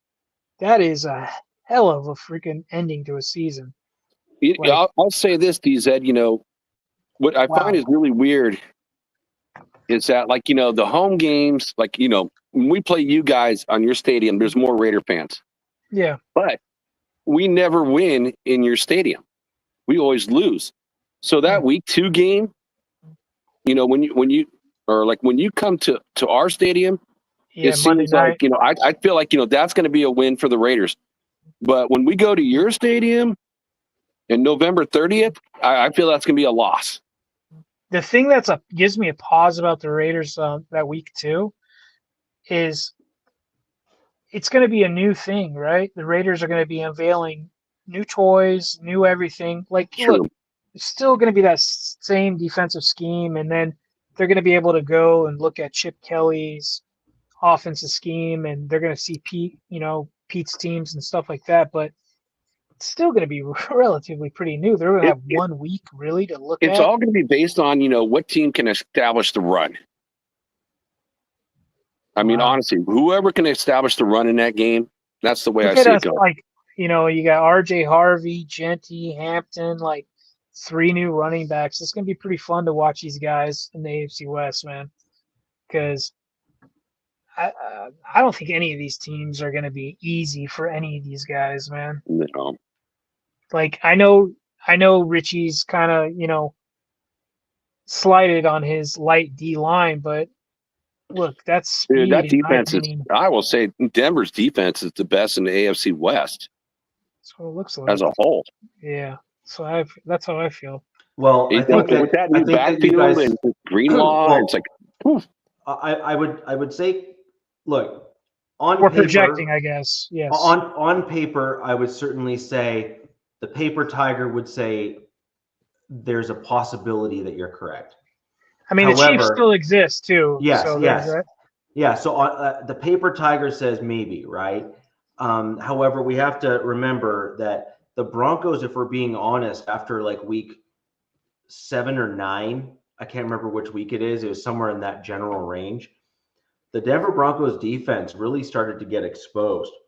So yeah, we were getting pressures and sacks, which really skewed our numbers because a sack really is a massive difference maker for your team. And so it's kind of going underreported how big of an important stat the sacks were for the Broncos last year in 2024. But if you actually look at the overall production and points allowed, when you look from like week 9 to the end of the season, we had like an average of allowing almost 30 points a game against us. And that's not good. Like that means you have a leaky defense. That means your defense is allowing, passes to be thrown on you. You're allowing runs, to succeed on you. You guys brought in some guys to help that out, right? Right. So we solidified the back end and stuff like that. But this is why I say paper tiger, right? Because right now on paper, those guys are healthy or will be healthy, right? On the back end and in the linebacking core. Greenlaw has an injury history and is coming into the season hurt, so we don't know where he's going to be come beginning of the regular season. Is he going to be fully healthy, partially healthy? Who knows? Hufanga on paper is statistically an excellent safety. Certainly no shade for me. Big fan of his. However, he also has an injury history where he has been hurt a fair amount of time. And so then the question is, can they stay healthy throughout the entirety of the season? If these guys from LA by any chance? No, was it Niners, Hufanga and No, I'm kidding. No, they're both Niners. Yeah. Yeah. Yeah. Linebacker and safety. Yeah. It's the water in California. Yeah. And so, I mean, I guess it's the high taxes there that are killing them. But the problem with these guys is that they keep on getting hurt, that we brought in. And so if they can stay healthy, then I think we have a shot. If they can't stay healthy, then you're then going right back to the similar defense, like assuming that the guys that were starting last year get kept on as depth players this year or some variation thereof. You're then putting out a very similar defense to what we had last season. And teams now have tape on how to beat that defense and or at least expose certain players for their weaknesses. And so I think that there are some fair comments to be made there that we need to be cautiously optimistic as Denver fans.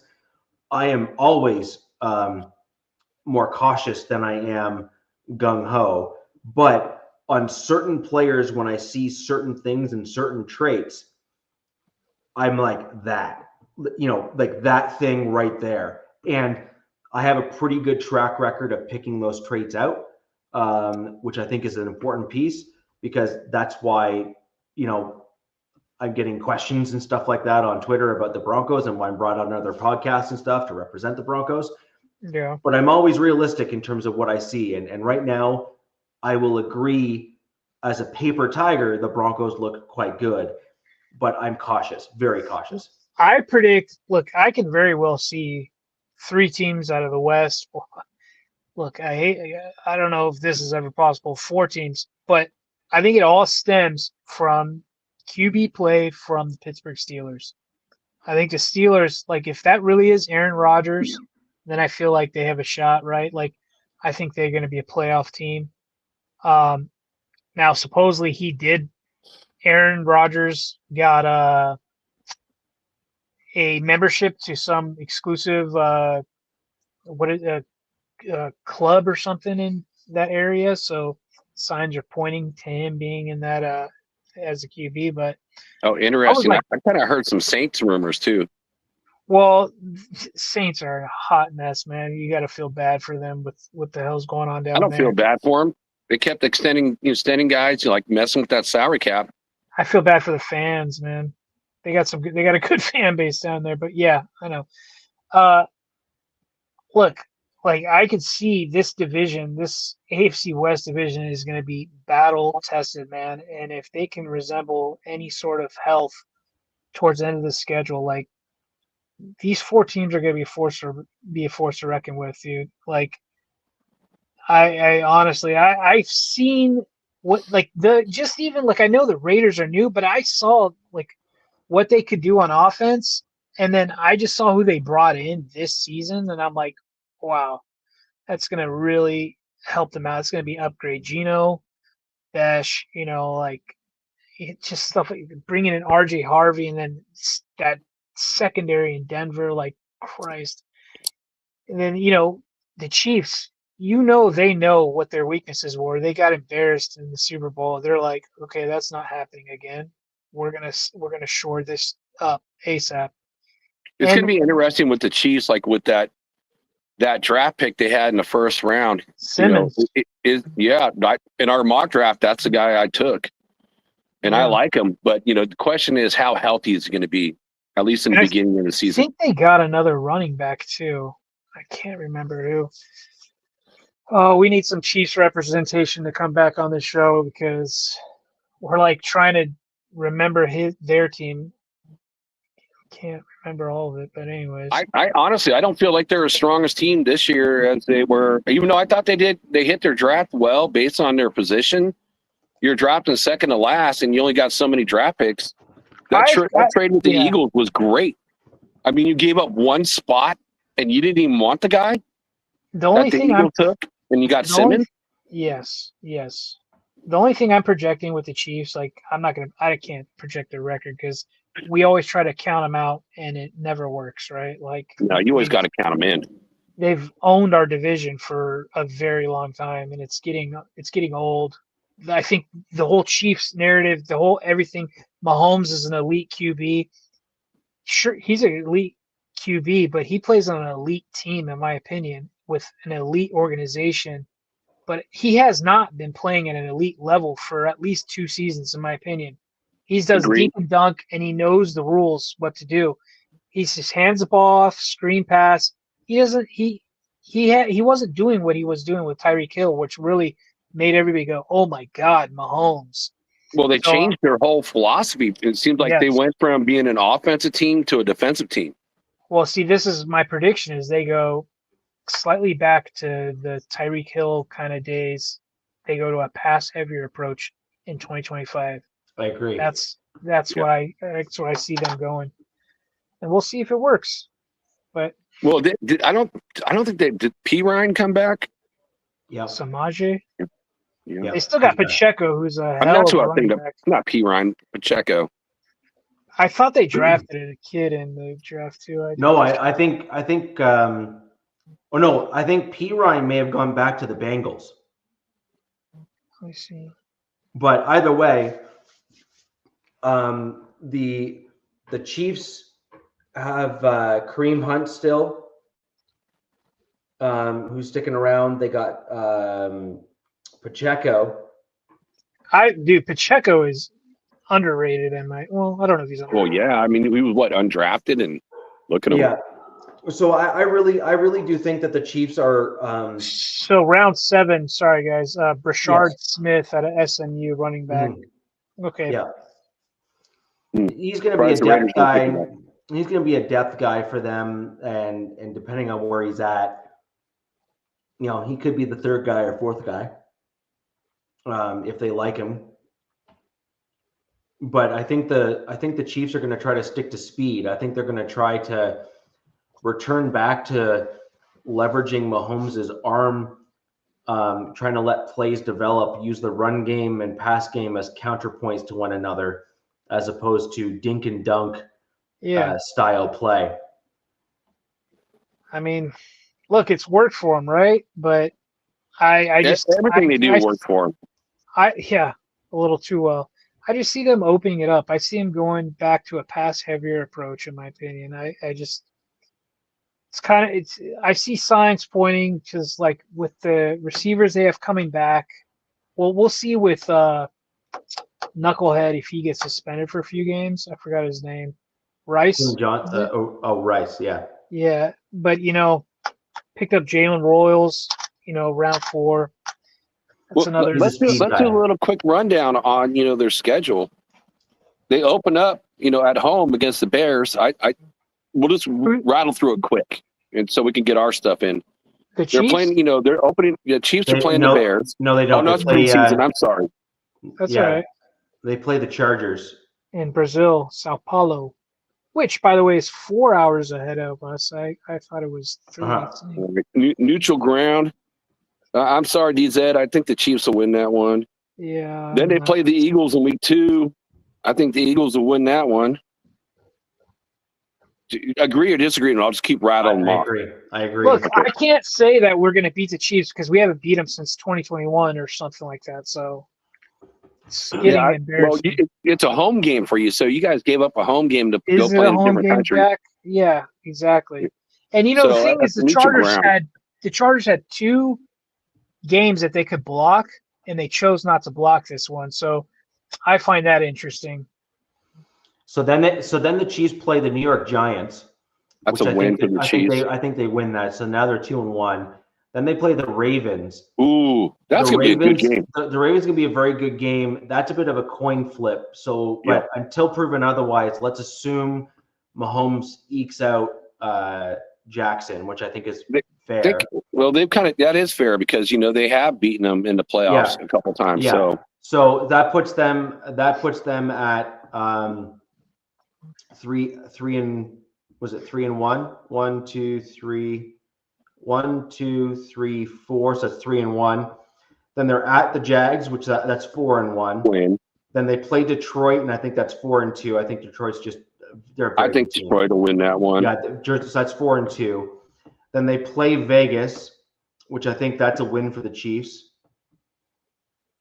I think the Chiefs are. I'm kind of going opposite. I'm going opposite. I feel like the Raiders lose more at home than they do on the road. And the last time they played the Chiefs, they lost by 2 points.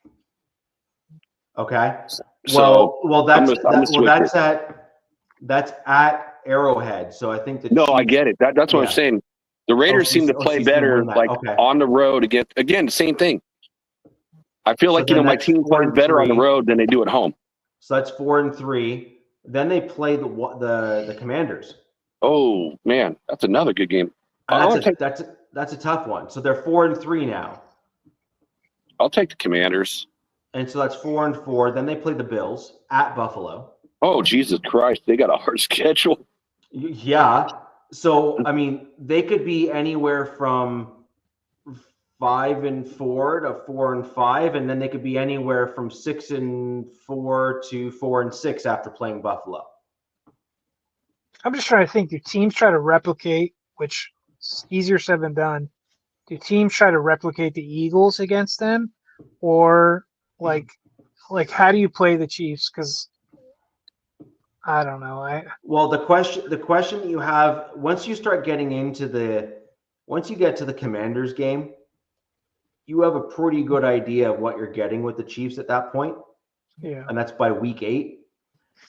Whether or not they're going to go chuck it over the field or either chuck it over the field or you're going to go for the dink and dunk Chiefs. I'm just there's no way that the majority of fans or people are watching are tuning in to watch the Chiefs. If that's the case, then what is going wrong with our sport, man? So just to quickly blast through some of the last ones here. Yeah. They're at Denver. I see the Broncos win. Then they're at home in Indy. Chiefs win. Sorry, Indy is in Arrowhead. Then they're at Dallas, which I think the Chiefs win. Chiefs win, yeah. Then they are at Arrowhead versus the Texans. Now that's a tougher game for them. That I could be convinced either way. Yeah, I think I'd pick Chiefs on that one. And then it's at Arrowhead against the Chargers. The Chargers are at Arrowhead there. So I got a question, DZ. So like I just mentioned, I feel like my team plays better on the road. half the time more than at home. How does your team? Do they play better on the road, or they just play better at home? There was because that will determine which way I go. There was a couple seasons ago that they were really good on the road. I'd have to look at their last season. Like again, this is all new, like to me with this regime, like right. So it's hard for us to go off of just 1 year with Jim. But all I know is we didn't beat any good teams. We lost to the Bucks. They beat the brakes off us. We lost to Arizona, who we should have beat. They were feisty, low key, and then I mean, I don't know, man. But Richie, I feel like you'll split. I feel like you'll split against the Chiefs.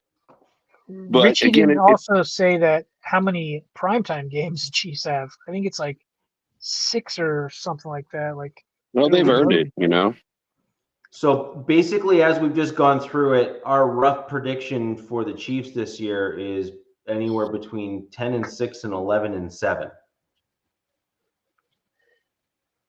All right, so DZ, I just want to hear your thought on the December 14th game. Win or loss? Against the Chiefs? The Chiefs, yeah. In Arrowhead, right? In Arrowhead. Look, that towards that late end of that season, like that's playoff pushing time, and you need those division games, man. My whole thing is like, I look at your Chargers and I just wonder. Well, I'm looking how they're set up. On injuries and like how you play on the road versus home. So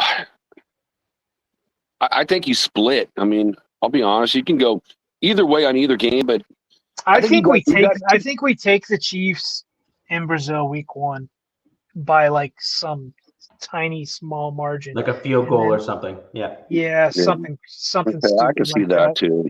And then I think we lose to them late in the season, which is not good because like I think we end the season out with the Broncos or something like that, and it's just like there's some very pivotal games that my team plays in the late part of the season that have got me, I can't predict the future, right? We don't know who's going to be hurt. But Richie, you were talking like how they're built, like they run the ball. So I'm hoping that this favors them where they just want to do this ground and pound attack and just run the hell out of the ball on some guys. Yeah, the Chiefs are tough to, pound the rock over the last few years. And then the Chiefs got the Titans. Well, I feel like it's going to be a coming out game for the Chiefs, just a way of dominating. I think they're going to smoke the Titans. I don't think it's going to be close. I don't even know what the Titans' identity is. Like what kind of team they are. Well, I don't know either. Unless Cam Ward is going to be like, Richie's boy and just like step up like that. Who knows? I just can't see that happening now with the Titans. Yeah. And then it's the Broncos and Chiefs. I had Richie's team winning in the first game. I see it a split because it's an Arrowhead. What week that's the Christmas one? Yeah, the Christmas one. Earlier I said it might be Christmas, so Kansas City doesn't play great on Christmas, but when you play, it's gonna be a good game, man. You play a Mile High, it's like it's automatically a disadvantage because the players' lungs living in Colorado. Yeah, that's where like the Olympians, they train. Yeah. To there's less oxygen, so expand your lungs. So when you go to lower elevations, you got like more pep in your steps. So I wanted to hate that game so bad, and I think it's going to be such a good game. Broncos Chiefs Christmas headliner is going to be like, can't miss TV, man. And then the last game is the Raiders and Chiefs. Las Vegas. I see the Chiefs winning that one. But one of my most excited games is week 2 against you, Jack, and the Raiders. I was like, I think it's going to be an epic Monday night. Pete Carroll, Jim Harbaugh, they're going to come out to each other and, either fist fight or. It's funny you said that. So just real quick to get through. Yeah, what sorry, we just Richie. kind of predicted here, so we can kind of get through your record or prediction as well, because I think we've Jack, you didn't go through yours yet either. We're gonna have to go through these pretty quick to kind of get. You have your schedule now, Jack? Yep. So, Diza, just before we go to yours, let's quickly go through Jack's Raiders one, just because it's I think. Okay, let me go to the Raiders stuff. All right. So he's at New England. I'm at New England. That's a W. I see that as a win for the Raiders. Then that's going to be a low-key good game too. Because, yes, it is. Yeah. And then it's going to be the Chargers and Raiders. Chargers and Raiders in Vegas. That's at your house. So call, win, loss, whatever. No, I'm calling that a loss. What? I thought you were high on them now. Okay. Well, I am high on it, but I just looked at the past and well, actually, no, I take that back, dude. It just seems like we win against you. I take it back because we do win against you in our home stadium, but we lose in your stadium, which we have more Raider fans than Chargers fans. So I'll take that as a W. And Commanders, then it's at the Commanders. I see that as a loss. That's a loss. And then Bears. And then it's Bears at home for you guys. Ooh, that's going to be an interesting game based on the offensive alignment that they signed this year. But I'm still going to call that a win. Colts, I'm going to call it a win. Titans, I'm going to call it a win. Raiders at Chiefs, I'm going to call that a win because I said we're going to lose the last game against them. Jaguars a win. Broncos a loss. Oh, Cowboys. Monday night game too. That one's a tough one. I think they match up pretty well. You got to lose one somewhere, so I'm going to call that a loss. Browns, I'm going to call that a win. Raiders at Chargers, a loss. Broncos at Raiders. Shoot. I'm going to call that a loss. I mean, anytime you play on Mile High, it's like, living out there at that altitude really does affect you. And then we got Raiders at Chargers. I'm going to call that one a loss. Wait, what? And then Broncos at Raiders. I'm going to call that a win. After the Denver game, after the Denver game, you have Philly. Oh, Philly. Well, after Philly, playing Philly, yeah, that's a definite loss. So that's 6. Then you play. Then you're at Houston. Yeah, I guess I'm not as high on your team, Richie. Like when you talked about the Texans, I think the Raiders match up well versus the Texans. I'm going to call that a W. And then the Giants is a win, and Chiefs is a loss. So you have your team going. I have 7 losses, so that's 10-7. And I feel there got to be one more mystery loss in there somewhere because they always lose one game that doesn't make any sense. So I do think, and my general prediction for your Raiders was. No, I'm 9-8. That is like a 9-8 or an 8-9, depending on how games fall for you. I think that's a realistic. Tough for me, right? I had to go through kind of where I'm at. I can't argue that because they always lose like one game, which doesn't make any sense. Like last year we lost to the Panthers. How in the hell do you lose to the Panthers? Oh, was that towards the end of the season when they're? No, it was in the beginning of the season. Oh, okay. Panthers are going to be much improved, I think.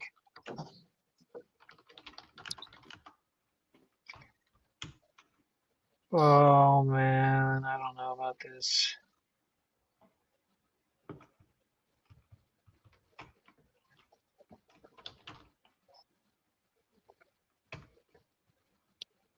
And again, since it was like a quick rundown, it's like not thinking about it very much. Like just had to pick it because the schedule just came out when the show started. Yeah. Wow, that went everywhere. Yeah, it did. Jack.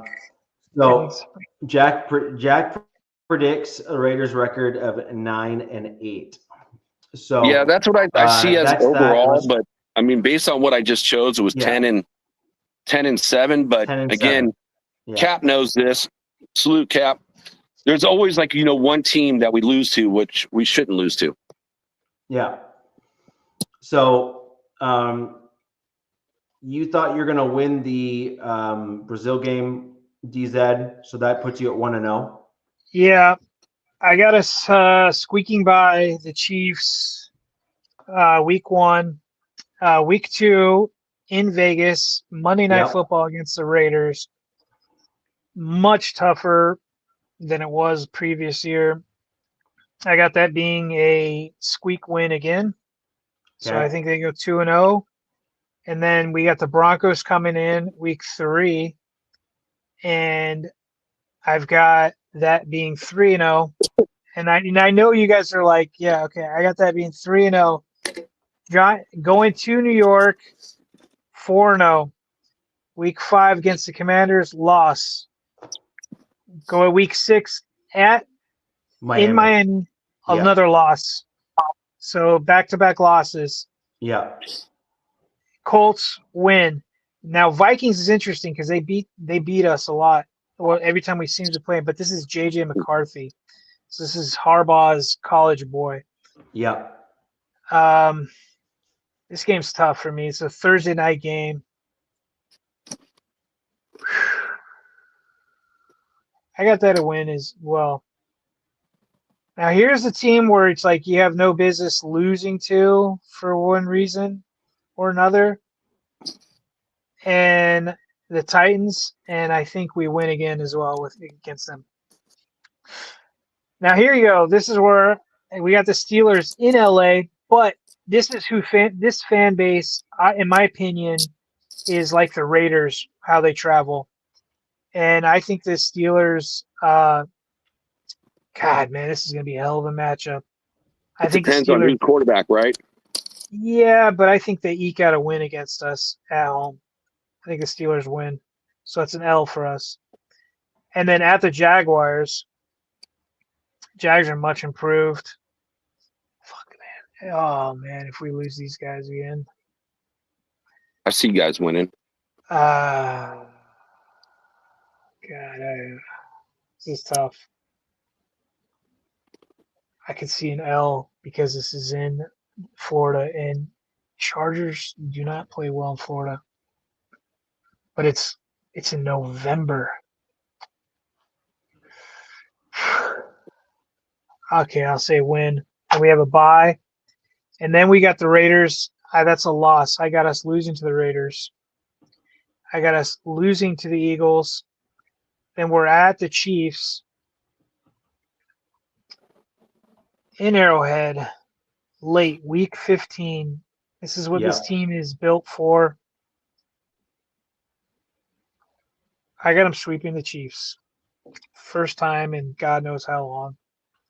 2025, we're sweeping the Chiefs. Week 15. At Dallas. At Dallas. Win. Okay. Then you're Texans loss. Yeah. I still don't believe. Yeah, I don't believe. And then it's with the Broncos, and I see that as a loss. Yeah, you're at 10-7 then. Yeah. Okay.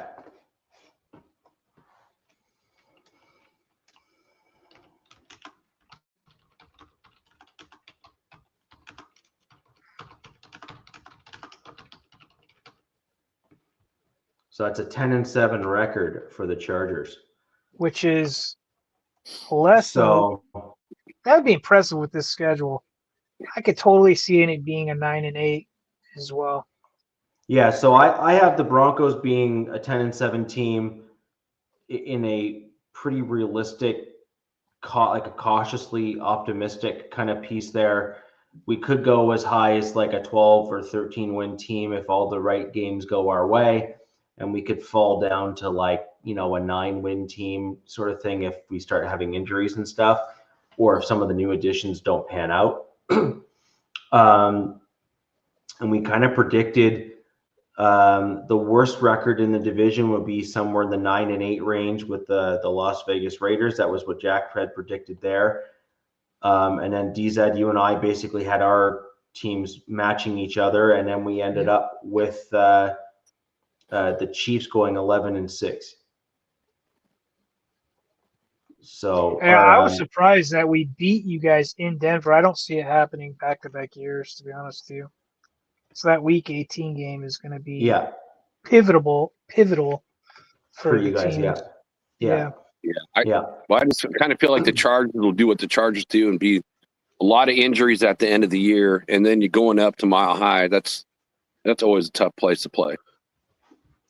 We have had some luck, generally speaking, with the Denver Broncos, where we haven't had a lot of IR guys. It's been a lot of 2 or 3 game or 1 game kind of ding ups and then kind of coming back sort of thing. So we are in the top 3, if I'm not mistaken, for least injured teams in the last 2 seasons. So yeah, that's impressive. I think the Chiefs as well, right? Yeah, the Chiefs are in the top 5, I think, as well. So.